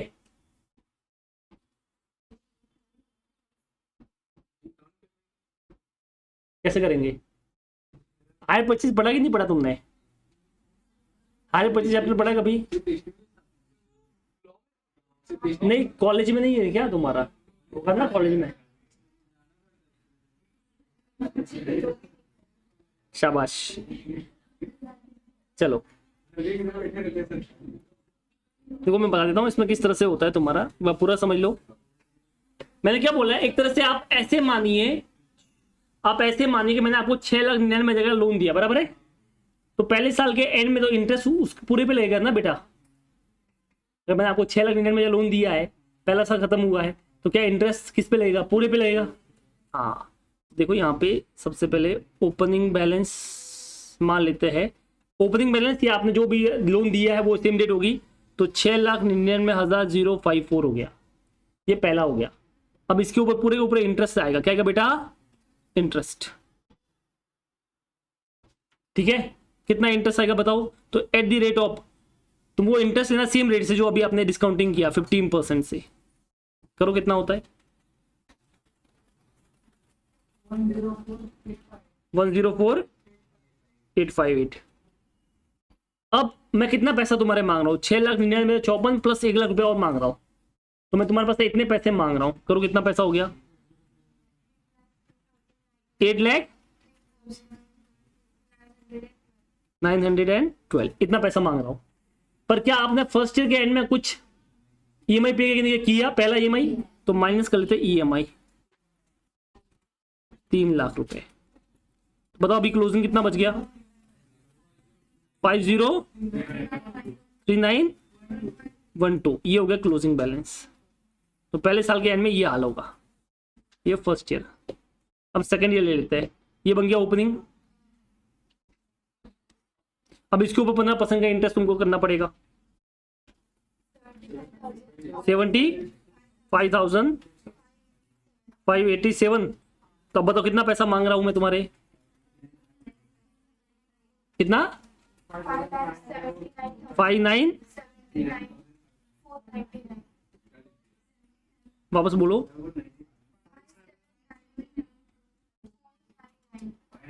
500 ले ले, चलो इसको 8 कर लेते हैं, ठीक है। चलो 500 हो गया। अब मुझे बताओ इसमें से कितना ईएमआई पे कर लिया? 3 लाख।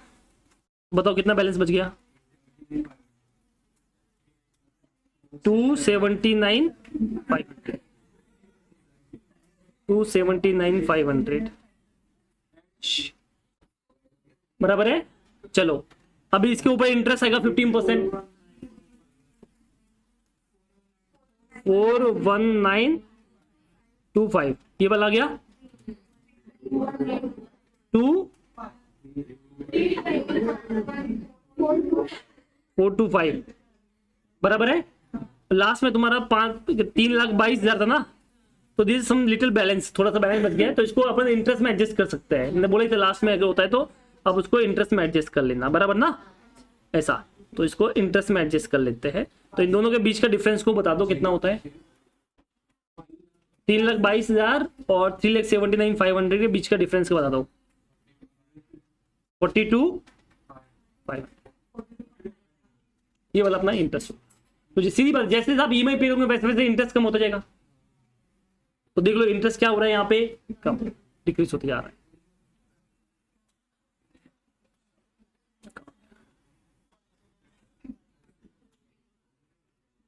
ये रहा,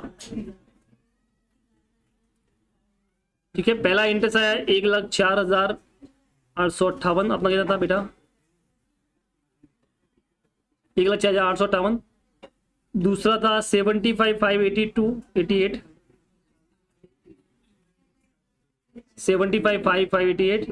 तीसरा है 41 समथिंग। तो उसने वो डिफरेंस बचाया है, जबकि अपना राउंड अप में हो गया। क्या बोला, समझ में आया तुमको? बोलो एनीवन, किसी को डाउट है इसके अंदर तो आप बोल सकते हो। अब पता है इसकी एंट्री समझो, एंट्री क्या होगी, एंट्री समझ लेते हैं। एंट्री ऐसे होगी, सबसे पहले आपने एंट्री पास कर ली, इससे मैं एंट्री कराऊं, ध्यान से समझना। आपने एंट्री पास कर ली, सबसे पहली एंट्री पता क्या पास की है? Lease asset account debit to lessor 69,054, बराबर है। फिर आपने इंटरेस्ट ऐड किया, तो इंटरेस्ट करनी, interest account debit to lessor, तो लेसर के अमाउंट में इतना ड्यू हो गया। फिर जब ईएमआई पे तो उल्टी entry, lessor account debit to bank, तो कम हो गया, तो ऑटोमेटिक इतना बैलेंस बच गया। फिर नेक्स्ट में वापस इंटरेस्ट की एंट्री पास करूंगी, फिर ईएमआई की एपी की एंट्री पास होंगे, फिर इंटरेस्ट ड्यू की एंट्री पास होंगे, फिर ईएमआई की एंट्री पास होंगे, और लास्ट में कितना बैलेंस हो जाएगा? 0।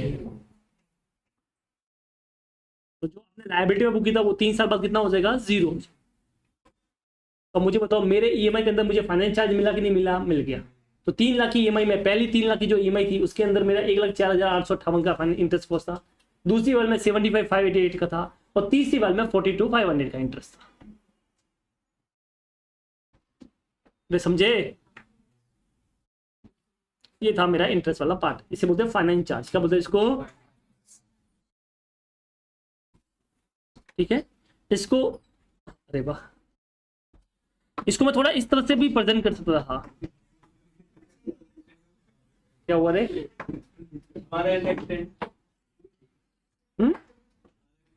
कितना होशियार हो तुम लोग।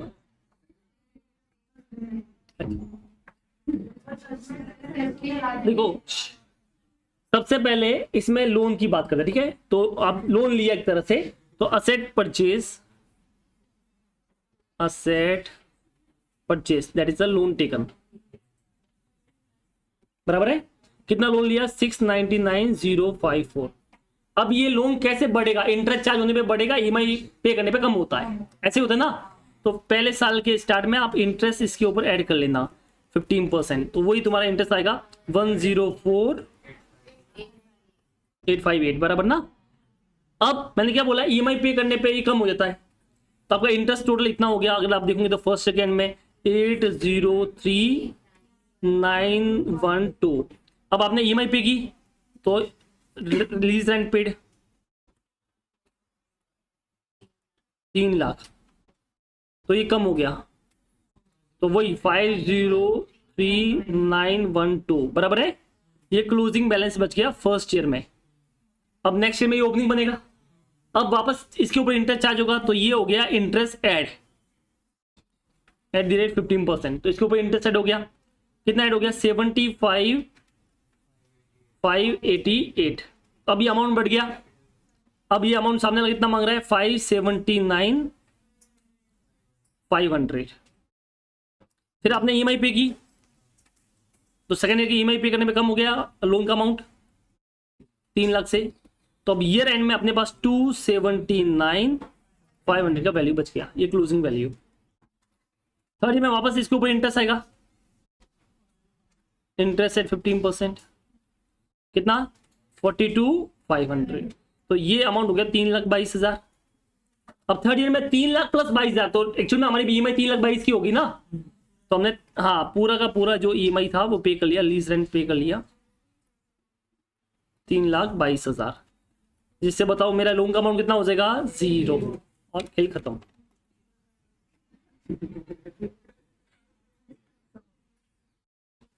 कुछ समझ में आया तुमको?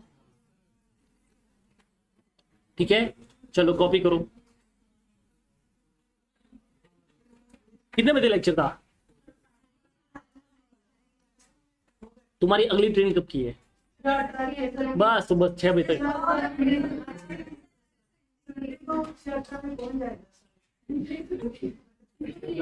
बोलो समझ में आया? ये वाला समझ में आया तुमको? ठीक है, तो आज के लिए इतना ही रखते हैं, बाकी अपन नेक्स्ट लेक्चर में कर लेंगे। ठीक है।